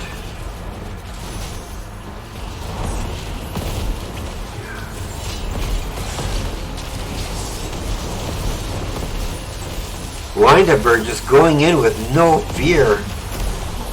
Pushing forward, actually getting a pretty decent amount of damage on it. Dragon Queen comes out from Shredded and from Owl Vent. The push power. Dragon. Alright, Double K, would you like to go over Red Team's talents for us? For level 10. Let's see. Oh, there's the Devouring Maw. Alright, so we've got the Devouring Maw. We have Carrion Swarm for Mount Gannis. We have Cleansing Flame for both of the Alexstrasas. And then we have Mind Control for Sylvanas. Alright, and Lothar, would you like to do Blue Team, please? I would. Deckard has Stay a While in this, and Anduin has Light Bomb. ETC has Mosh Pit, and it looks like they're comboing the two of them right now. Arthas has Army of the Dead, and Kael'thas surprisingly went Pyroblast. I think Miss Wind-Up Bird's about to go down. Looks like it. Sylvanas just didn't activate the E. They weren't stunned. They just chose not to do it. They're staying in, trying to put damage on Genji, but it's not enough. Yeah, I was surprised not to see the mind control to get rid of that, because seeing the ETC slide in with the light bomb, you know what's coming next. Anybody who gets stunned is about to get moshed, so I was really surprised to not counter either of them.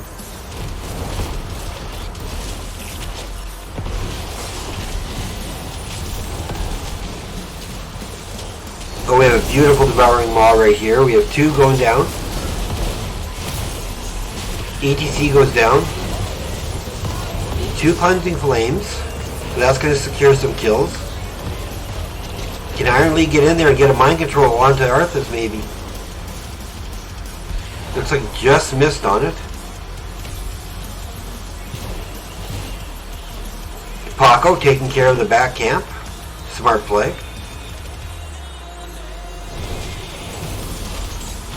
Alright, let's see who our predictions are sitting at now. Well, Sylvanas goes down. And so far, all the game 1 predictions, oh, big, massive stay a while. But the follow-up damage totally gets countered. We have a bomb going on Zag. She should survive. 7-7 in kills, 13-13 experience, maybe a quarter of a level lead advantage. Such a close game. And both sides still have 4 walls up. Big Mosh Pit goes up. Mind Control to take care of it this time. Gingy Boy gets out. Yeet of Fate saves him. Picking up Gingy Boy some more. Miss Wind-Up Bird takes him down, or Sylvanas gets credit for it. Wind-Up Bird just chasing maps now. Meanwhile, in the bottom lane, Danilor goes down on Arthas to buy time for Mirari to get away. And Mirari is in between a rock and a hard place.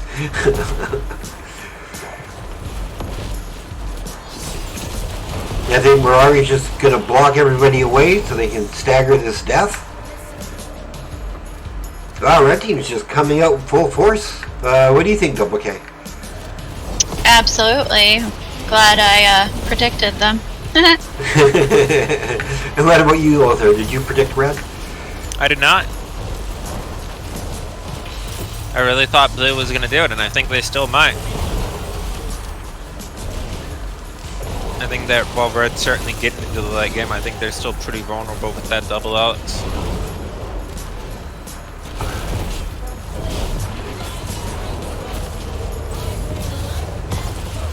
Oh, back to back.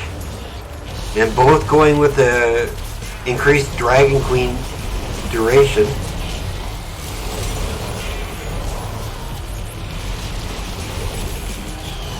The mind control goes out.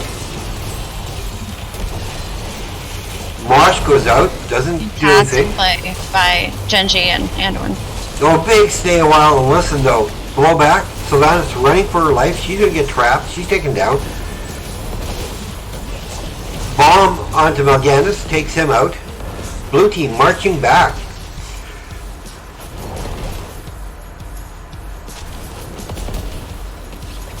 Oh, nice stun. They lock down Zagara. Zagara is dead. I mean, any lockdown they get on a hero, the character's gonna die. Both Alex Strazes remain alive. So a really good fight coming back from the side of blue team. I mean, they're definitely making it exactly what we expected in this best of 3. And I like how they took just the one camp, just to help keep pressure on the fort, or on the wall at least.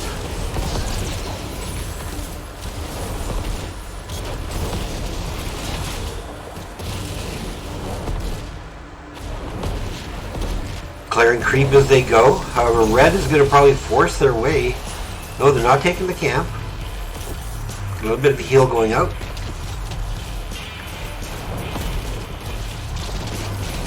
All ultimates are up except for Pyroblast. Carrying Swarm is now up. And big fantastic mosh pit with a light bomb. That's a lot of damage. Big maw to counter though.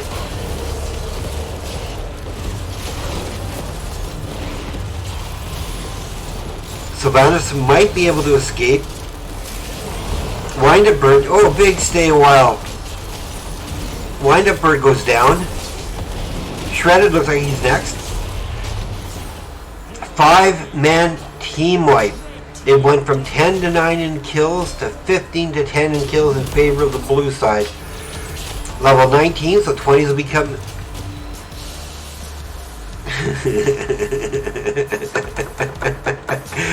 sorry, responding to what Gigi Boy said.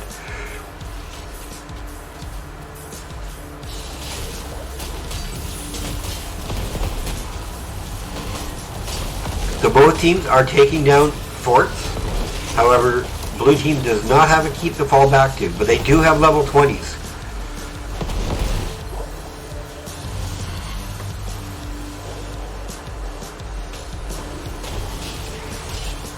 Still a close one. Oh, for sure.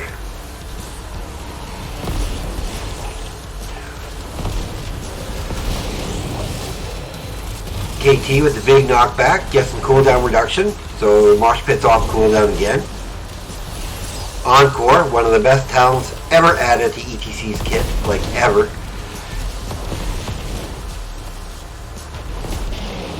Just slide in, no light bomb. Knocks Wind Up Bird away. Gets Sleep Dragon gets popped. Carrion Swarm gets popped. Maw gets popped. Just catches ETC though.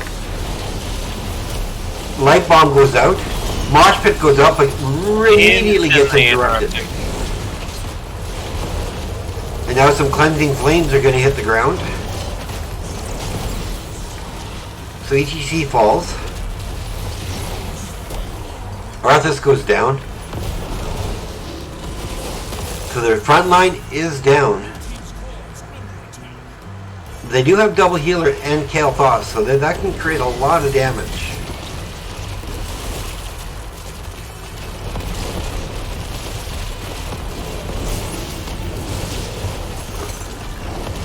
We're at 50%. Wind Up Bird on the mind control. Focusing onto maps. I think maps is down. That's a stagger. I think this may be what we're seeing. This could be GG going. GGs are called by the blue team. So game 1 looks like it's going over to team red / orange in this best of 3 finale. Good game. Well played. What do you guys think of that match? Let's start with Lothar. I think that was intense. It was a close back and forth. It was. Alright, so let's start with Double K, MVP. Goodness, I cannot decide. Those Alex Strazes had me mesmerized. Them both working together was amazing to see. I honestly haven't chosen yet.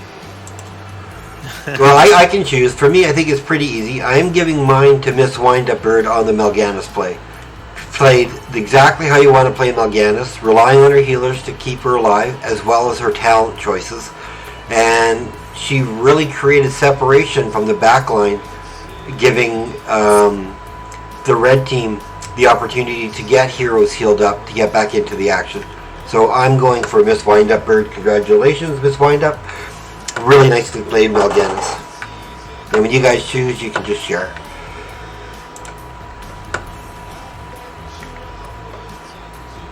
Anytime you guys want to have a pick your MVP, just share it away. I got no clue. I don't either. I mean, I'm trying to base it off stats, but everyone played so well. Like, it's hard for me to choose. You have to pick one. That is the rules of being a caster with Sparhawk. Okay, I go with Sylvanas. The hero damage was impressive. Okay. And Lothar? I think that's fair. Okay, so we have 2 votes for Sylvanas, and I myself am crediting Miss Windup Bird. Like I said, I thought that Mal'Ganis has played extremely well. Predictions are now being passed out, so at the end of it. Looks like 374 bits is going over to Corrosive. So congratulations to you, buddy.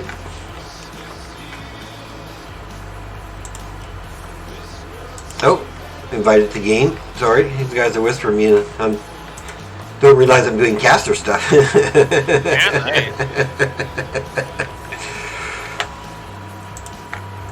Alright, however, we can let them know that we are ready when they are, and we can get ourselves into game 2.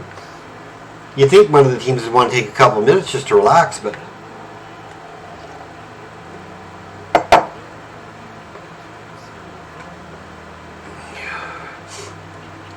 an extremely well played game 1 between both teams in my from my impressions. I really enjoyed watching that, and I agree with you guys. The double Alex Straza just created so much value. You know, counteracting the ETC, the disengages when they wanted them. I was really surprised by the double cleansing flame. I thought I was expecting a cleansing flame and the heal by another Alex Straza just to keep that person top, but the double cleansing flame seemed to do the job just fine. So. Yeah, it did. Surprisingly.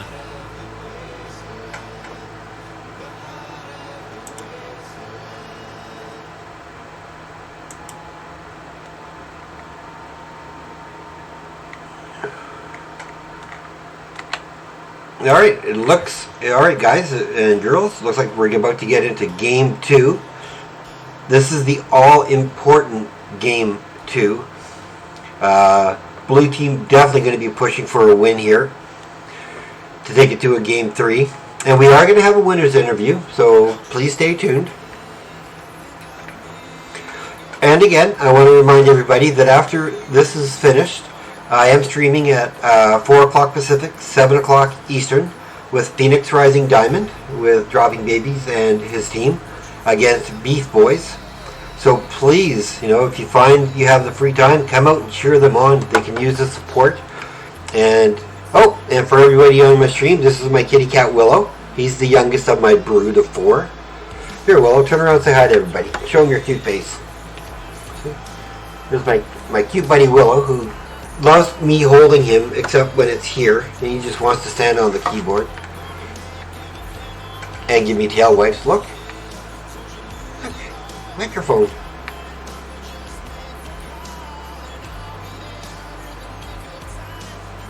Guys, Willow saying hi to everybody in chat.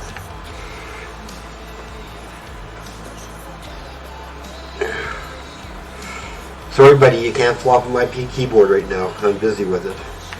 Huh. He sits there and he lets me pet him, right? And each time I pet him, he slowly gets lower and lower to the point where he just flops all over my keyboard. Alright, let's get into the game, guys. As per usual, I will have my respective co-casters call the respective teams. And I'll set it up. Fortnite. Lothar, would you like to start with the team? Can I start with red team? You go right ahead. Go ahead. Okay, alright. Anubrak is played by Alfie. Daniel is playing Kael'thas. Genji Boy playing Dahaka. Maps playing Cassia. And Mirari playing the Morales. Alright, for the red team, we have 3 Blazes played by... Oh, is there a redo? It very well might be. Looks like it. Alright, I'm going to cancel this prediction then.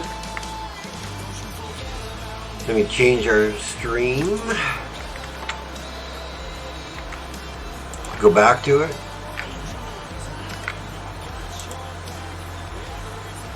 Do we know which team used their redo?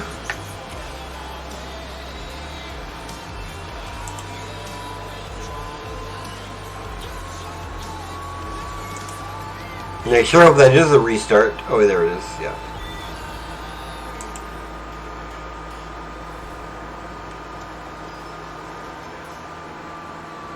Alright, if you guys want, you can just join off of me. I'm in the lobby, or I can invite you. Looking for it. Thank you. Yeah. Let me grab double K.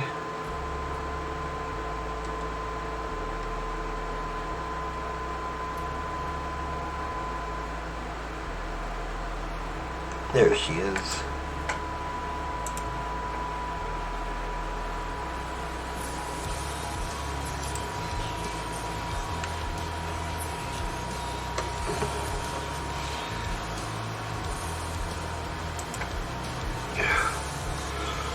So while we got a second, double K, tell us a little bit about yourself. Are you currently on a team, and if you are, who? Or if you're looking for a team, what team, what level of team are you looking for? So I've been playing HOTS since 2017. I mostly main healer. I actually am a hopeful for PR Sapphire. Oh, perfect. So whenever tryouts happen, I'm hoping that I can make it in. Well, I'm sure Kobe would really love to have you, so I wish you the best of luck. Thank you so much. PREsports is a team that I've always wanted to be a part of, so I'm looking really forward to it. To the organization, yes. I've been with PREsports. Kobe recruited me well over a year ago. I think I joined in February, and I have had so much fun captaining Phoenix Rising Amethyst for good seasons and bad, and then retired from gaming, and now I just took on casting, and the org just supported me in every endeavor that I wanted to take. That's awesome. Well, you're a great caster. Oh, well, thank you. I try to do my best. I was really surprised with the NGS. I had teams ask me if I could cast them, and I had to check with the NGS if I was able to cast as many as I could for the playoffs, because I don't want to steal from other people, of course, right? And they're like, no, you cast the game and just take a co-caster. Okay, I mean, I follow the NGS if that's what they want. And I'm now being eaten alive by my cat, who loves my zipper on my jacket, as you can see, everybody. And we are into the game, so let's restart everything. Let's have the respective people name out the respective players on the respective teams, and I'll do the prediction. This time, for real. Alfie's playing Zagara, Daniel is playing Deckard, Genji Boy playing Murden, Maps playing Greyman, and Mirari playing Hansel. We've got Wind Up Bird on Alexstrasza, Iron on Zul'jin, my pal Vince on Zul'jin, Shredded on Zyra, and then we've got Ariel? Paco's Tacos on Ariel.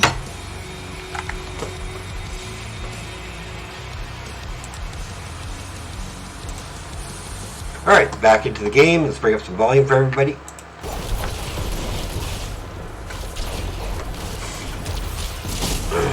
Predictions have been put out.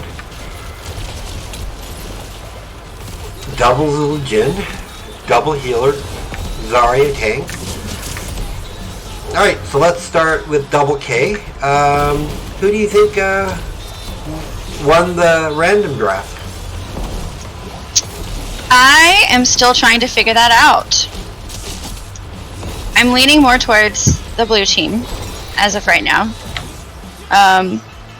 But we shall see. Double Zul'jin is strong. Says me.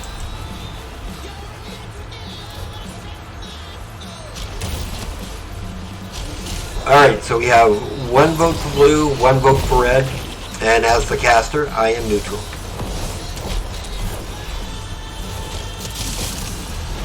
Again, guys, channel predictions are up, so don't forget to make a prediction when you sell some channel bits.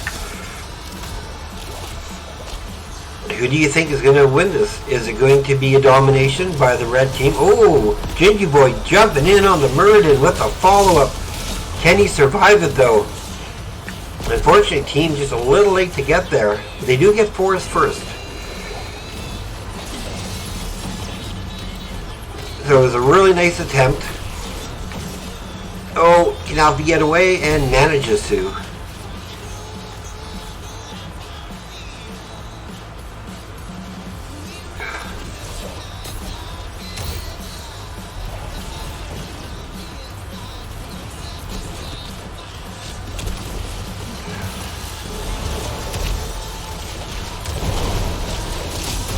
No predictions so far coming from anyone. No, apparently not.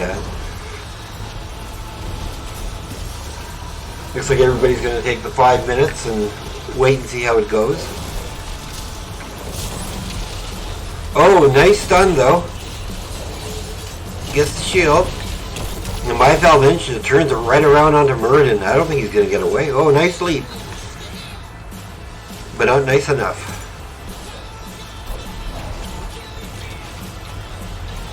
I really feel blue team is going to come on really strong when they get their 10s. When you have like Cursed Bullet and various others.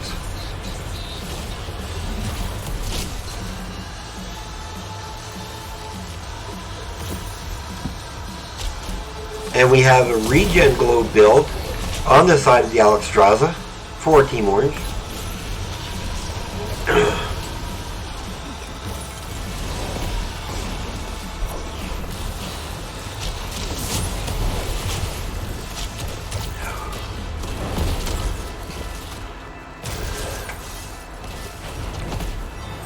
Sevens do come online for Orange Team / red. I think this double Zul'jin just may be a little too much early on. What are your thoughts, Lothair?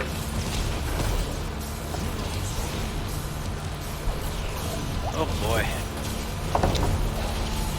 I'm not sure how it's going, really. It's still kind of up in the air. Red obviously has the advantage right now.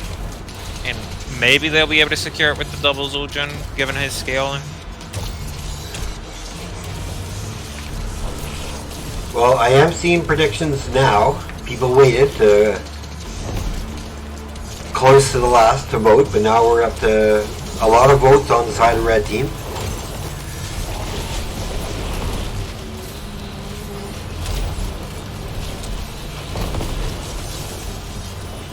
You know, guys, what you're going to make me do is if we do go to a game 3, I'm only going to give you 1 minute to make a prediction.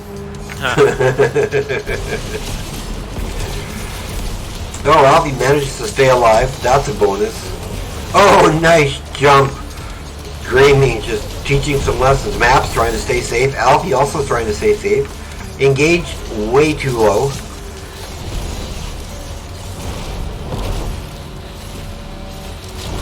Tens are online for Team Orange if Double K would like to call out the heroics for those guys. We've got Cleansing Flame for Alexstrasza, Crystal Aegis for Ariel, Graviton Surge for Zarya, Taz Dingo for one of the Zul'jins, and then we've got Guillotine for the other Zul'jin. We're currently at 7-3 in kills in favor of the Orange team. And they are trying to push this keep down. mean, they want to do all their damage now, because between 10 to 16, I really feel that blue team is going to come on strong.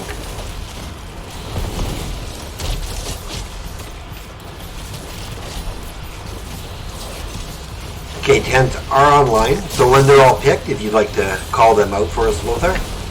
Sure. Watching it. Alright. So, for Alfie, they grabbed Nidus Network. Ooh. Murden went down. He did not have an avatar. He had Haymaker. He could not protect himself. Stay a while and listen from the Deckard, who also went down. Greymane never even got to pick something before he died, and Hanzo has Dragon Strike, which unfortunately is not going to be able to protect. Is this it? Wow. Is this game This looks two? like GG.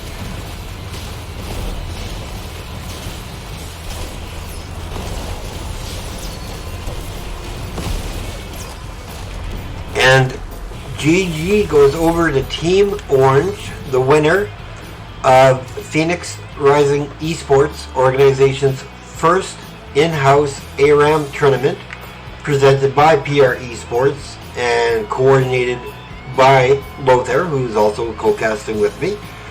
So Lothar, do you want to see if one of the, or if all the players would like to join us? But before you do that, do we want to pick out an MVP? I mean, do we just say Zul'jin?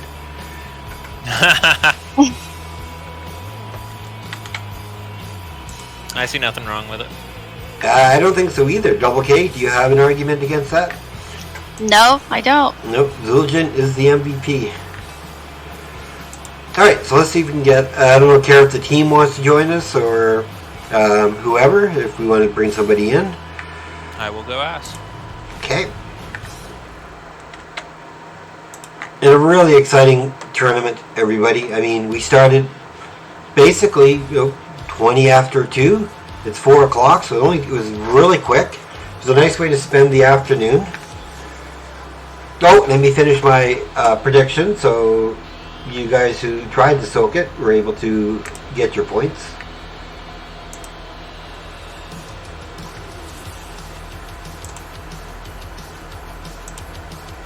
That goes over to Orange Team. Complete prediction. Go back to channel.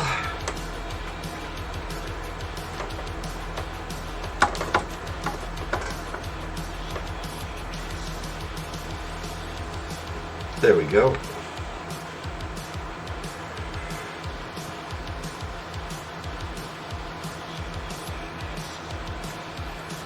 And again, Miss Wind-Up Bird, I absolutely congratulate you on your Mal'Ganis play. You did really well. And again, Corrosive gets the most points with 444.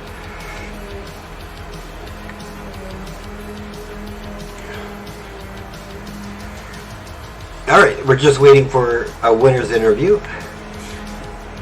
And I want to thank everybody who stayed tuned and watched this. We are doing a winner's interview as well. And for participating, congratulations on those who won points. Been a really fun day for me casting. I really want to thank Double K for co-casting with me through the entire thing. She's new to it and was willing to do it until she got picked up by a team. It didn't happen, however, but I really want to say thank you to Double K for co-casting with me. I thought you did an awesome job, my friend. Thank you. Thank you for allowing me to help you out. I appreciate it. Perfect. Oh, let's see.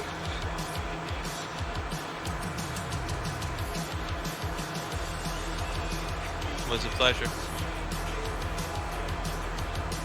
Good, yes, sorry.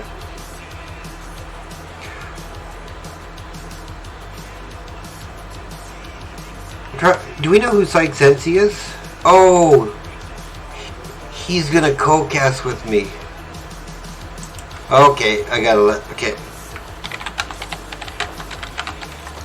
I'm gonna head on out, but thanks again. It was a lot of fun. Alright, you take care of yourself, and again, thank you for helping. Farewell. Bye. I asked them if they wanted to join, but I think they joined General Lobby to talk shit instead. Well, we'll give them one more Go down chance. there? No, we can go there.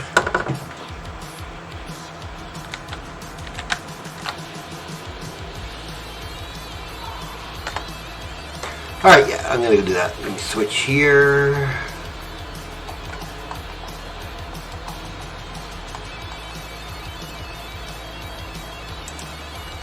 Alright. I see backline. I yeet. That is Time hard to go. I also never got my Greyman or Tychus once. I'm very disappointed. Never got my one tricks. Dude, I didn't play a single mage. Dude, You Mappers did get your are Greymane, stealing- though. Yeah, but how? Okay, yeah, Greymane into that comp. That doesn't. Yeah, shit. right. That's I couldn't expecting us put my to kill W up. anything. See, we should draft something like that and just have the same comp on both sides and see who just does it better. Because that's just toxic, dude. That'd be kind of interesting. We'll do it on the conveyor belt map. Oh no. Yikes. No, I refuse. To hell with that map. I have to find random. Nobody likes that map. Because I it like sucks. I don't You know why don't they enjoy the 3v5s on the conveyor belt? Hell Come no, on, dude. it's great. There's Conveyor no way belt- for the other two players to get on the conveyor because it's just they know better. I hate conveyor belt placement. But one is like I don't mind the vertical. I mind that vertical with the conveyor belts. Hell no. No thank you. Jesus. Just jump on the conveyor, come on. Shut up. It's a speed boost. We definitely have to do this again though. This was super fun. It was fun. With more anticipation so we can get like, 8 teams. And we could probably, if we do it with enough anticipation, do it like a 2-day weekend sort of thing. Because it'll probably run too long otherwise. And then like, we'll do like the first round and then the second round on Sunday, something like that. It was announced like a while ago, like a month ago. I guess it wasn't enough hype at that time. Yeah, and this is the second time you guys have done this, right? Oh, this is the first ARAM tournament. First one was a normal tournament. Right, yeah. So yeah, now that we have more captains on board with this stuff, we can probably vouch more for it. Yeah, I agree. I mean, this was awesome. I had way too much fun, I'm not gonna lie. Hey, as a caster, I had a ton of fun too, guys. It was great to cast all that stuff. Hilarious at what it was. Seeing some of those comps come out was just like, what the hell? Yo, I think my favorite play out of the series was the Sapphire Root into Planet Cracker level 20. Oh, that was That didn't make the cast, right? I don't think it did. No. I don't think it did. It was sick. It was literally like they were in front of their keep gate. 3 of them got rooted by Sapphire and just straight Planet Cracker right on drop. It was disgusting. Brr. Yeah, brr. I'm a firing my laser.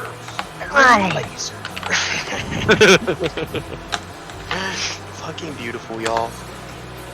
So congratulations on the win, you lucky bastards. Very lucky indeed. I was gonna say those drafts, man. We did get a little lucky there. I'll tell you what. At least you understand that, cause like, Oh yeah. Jesus. I mean, as much as I'd love to talk shit and be like, you guys suck, we win, we're so much better. No. It was just all the ARAM draft luck, baby. Is all it was. I'll be back. I'm going to close up my stream. We can't veto every map, you know what I mean? Everybody who's in here, On us. everybody in here, you want to say goodbye to all the fans? I'm going to jump out and close up my stream. Sounds good, buddy. Sounds good. So everybody say goodbye to the fans. Hell yeah, dude. Goodbye, fans. Goodbye. Goodbye. All right, everybody. That's going to wrap it up for the early portion of today's events. Again, I am doing a cast at 4 o'clock Pacific, 7 o'clock Eastern. So roughly 2 hours minus 10 minutes. And this is going to be Beef Boy Division A matchup with one of our favorite Phoenix Rising teams. It'll be Beef Boys versus Phoenix Rising Diamond in a best of 3 for their playoff spot. So please come out, cheer them on. Can't wait to see what they bring. I want to say good luck to Seth in his match tonight, because I personally can't say that when I'm in the lobby or nothing. So thank you everybody for tuning in. This was a really fun cast to do of a tournament. I'm glad I had some co-casters to make it even more enjoyable. everybody have a great day, and I will see you guys all in a couple of hours if you're available. And this will be posted to my YouTube as well as Twitch. So if you want to check it out, please check it out. Take care. Love everybody. Stay safe. I'll see you in a couple hours. Later.